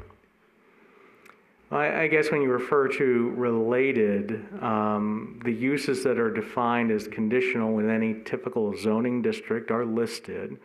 And certainly, as the Planning Commission evaluates the adding of new uses, that's one of the considerations is. Yeah, but what I'm getting at, I guess, is when you list very specific ones, even though they can be general like retail. So under retail, I get it.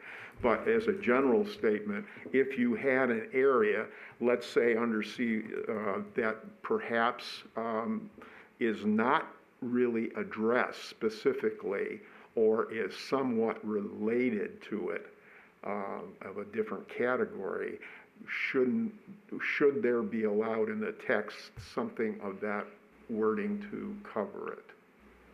I think as a proposed text amendment, one of the things we'd be looking at is there other uses that are not identified currently that would be appropriate to add, and that would be part of the consideration of that text amendment.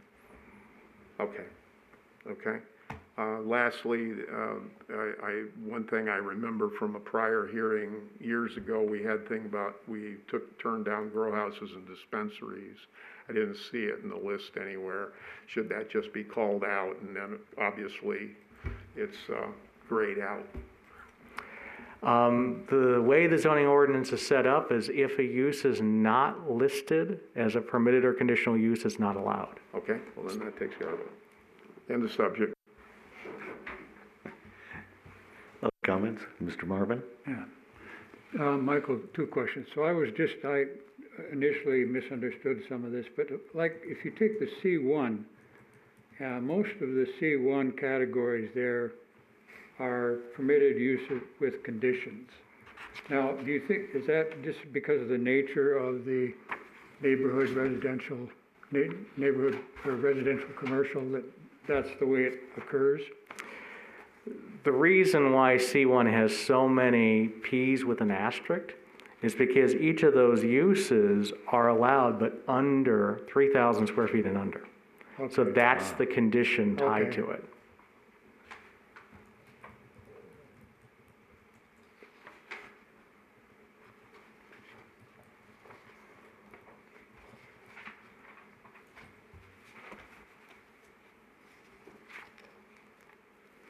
Interesting. Mr. Chairman. Michael, thanks so much for doing this. This was something I requested, like you said, a long time ago. Typically, the first time I ever ran across a land use table, it was selling commercial property in Vegas. And first thing I did is went into, Las Vegas has their own land use table, Clark County has their own land use table, and I had a client that needed a massive cold storage warehouse. And so we went down and looked and readily could find what zoning district he could go into. And Henderson's even a little bit different too. None of these land use tables match up with the other. So it is city specific, and so we can write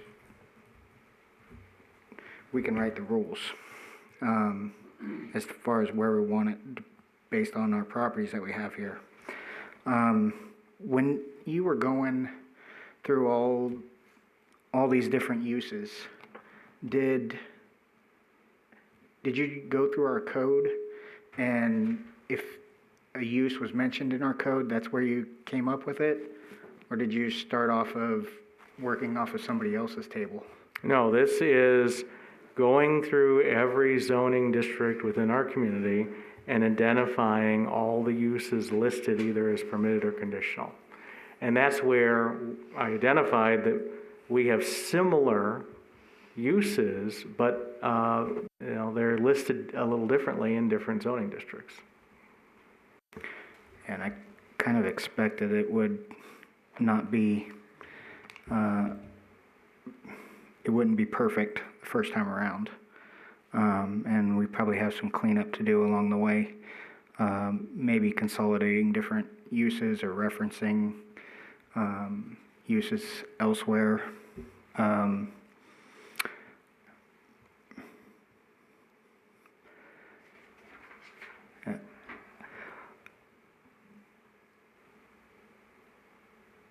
Where was it?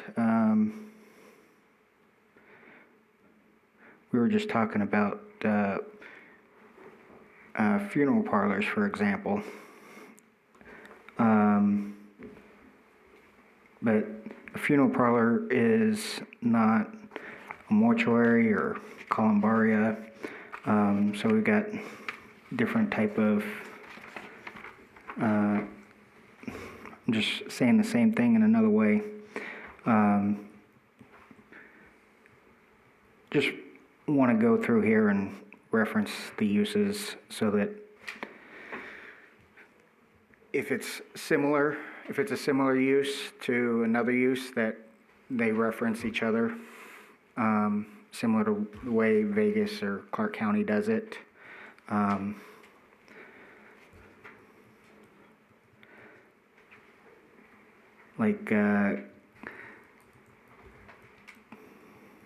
we go. For example, in Clark County, just like you were saying, sales, furniture sales, see retail sales and services, or antiques. I'm sure we've got a bunch of different type of sales facilities that we could point in that direction instead of listing every single little use that we have in here. Those are just my thoughts. All righty. Thank you. I'm just going to ask this before I assign homework to the commission here, I was going to ask if you have a particular date that, or say time frame maybe, that you'd like to maybe get a more finalized version of this. The reason I ask is, would it be fair to ask all of us to take a read through it and maybe provide any comments we might have? Again, not a homework assignment, you don't have to, but if you so choose, maybe try and have comments by, say, the next meeting. Would that be reasonable for you? Well, again, we're still working on this. I wanted to get the draft to you as a reference document. There's a couple of ways that this can be approached. You can make modifications to the table to link references as an example, or you can do a proposed text amendment that cleans up some of the definitions and uses within the zoning districts so it's consistent throughout the zoning districts. And so staff's suggestion is that we'll continue to work on this table, provide updates to the Planning Commission as a reference, and this is in an interim period, and then we would come back with a text amendment. The text amendment would propose formally adding the table to the zoning ordinance, as well as cleaning up verbiage and definitions so that it's easier to be understood and consistent throughout the different zoning districts that these uses are provided. Very good. So I guess suffice it to say that if we have comments, provide them to you, but we'll see many versions of this, so not a big issue. All right. It's a work in progress. Perfect, thank you. Mr. Bianski? Yeah, just, again, a piece of clarification. What I heard, I'm sorry, I apologize. What I heard is that when this gets finalized and associated with the text amendment, essentially it will become codified, right? Correct. And so this table, as it is written, would then define it such that you have to follow it, right?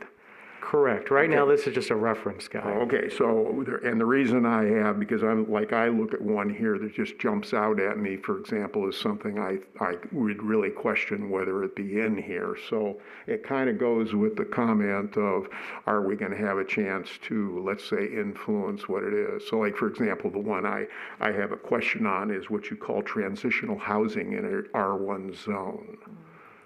That has serious implications. And I'm sure Susan will clarify for me that it is something that is required by law. Is that correct? It is. It's a federal requirement. I was afraid you were going to say that. Sorry. I wish there was a way to codify it out, but because it has serious implications. I've seen it happen. So, okay, you've answered my question. Thank you. Thank you very much. Thank you, Michael, Susan, and everyone who's worked on this. We appreciate it. It's a real nice first draft, so thank you. Let's see, monthly progress report on development allotments. No comment? Thank you. And the final item is public comment, or let's call it the final public comment. And again, this is on items that were on the agenda, and you would have up to 5 minutes to speak. Mr. Chairman, this is any public comment, not items that are on the agenda. Oh, I'm just hitting 1,000 tonight. So come one, come all, talk about anything you'd like. But seriously, public comments, if anyone would wish to be heard at this moment, please raise your hand.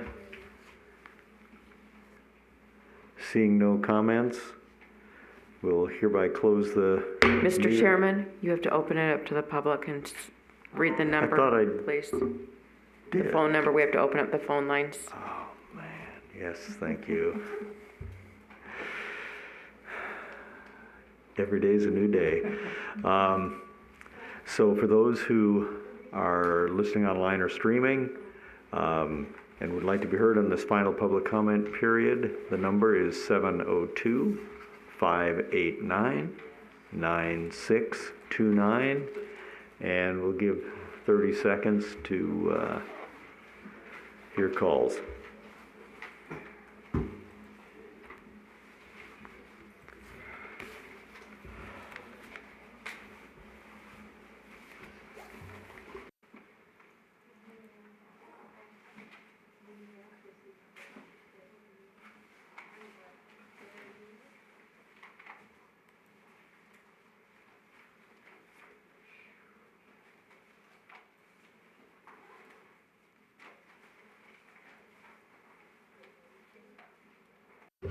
All right, that's been 30 seconds. I think we've heard no comments. With that, we close the meeting of October 20th. Thank you, one and all, for your participation.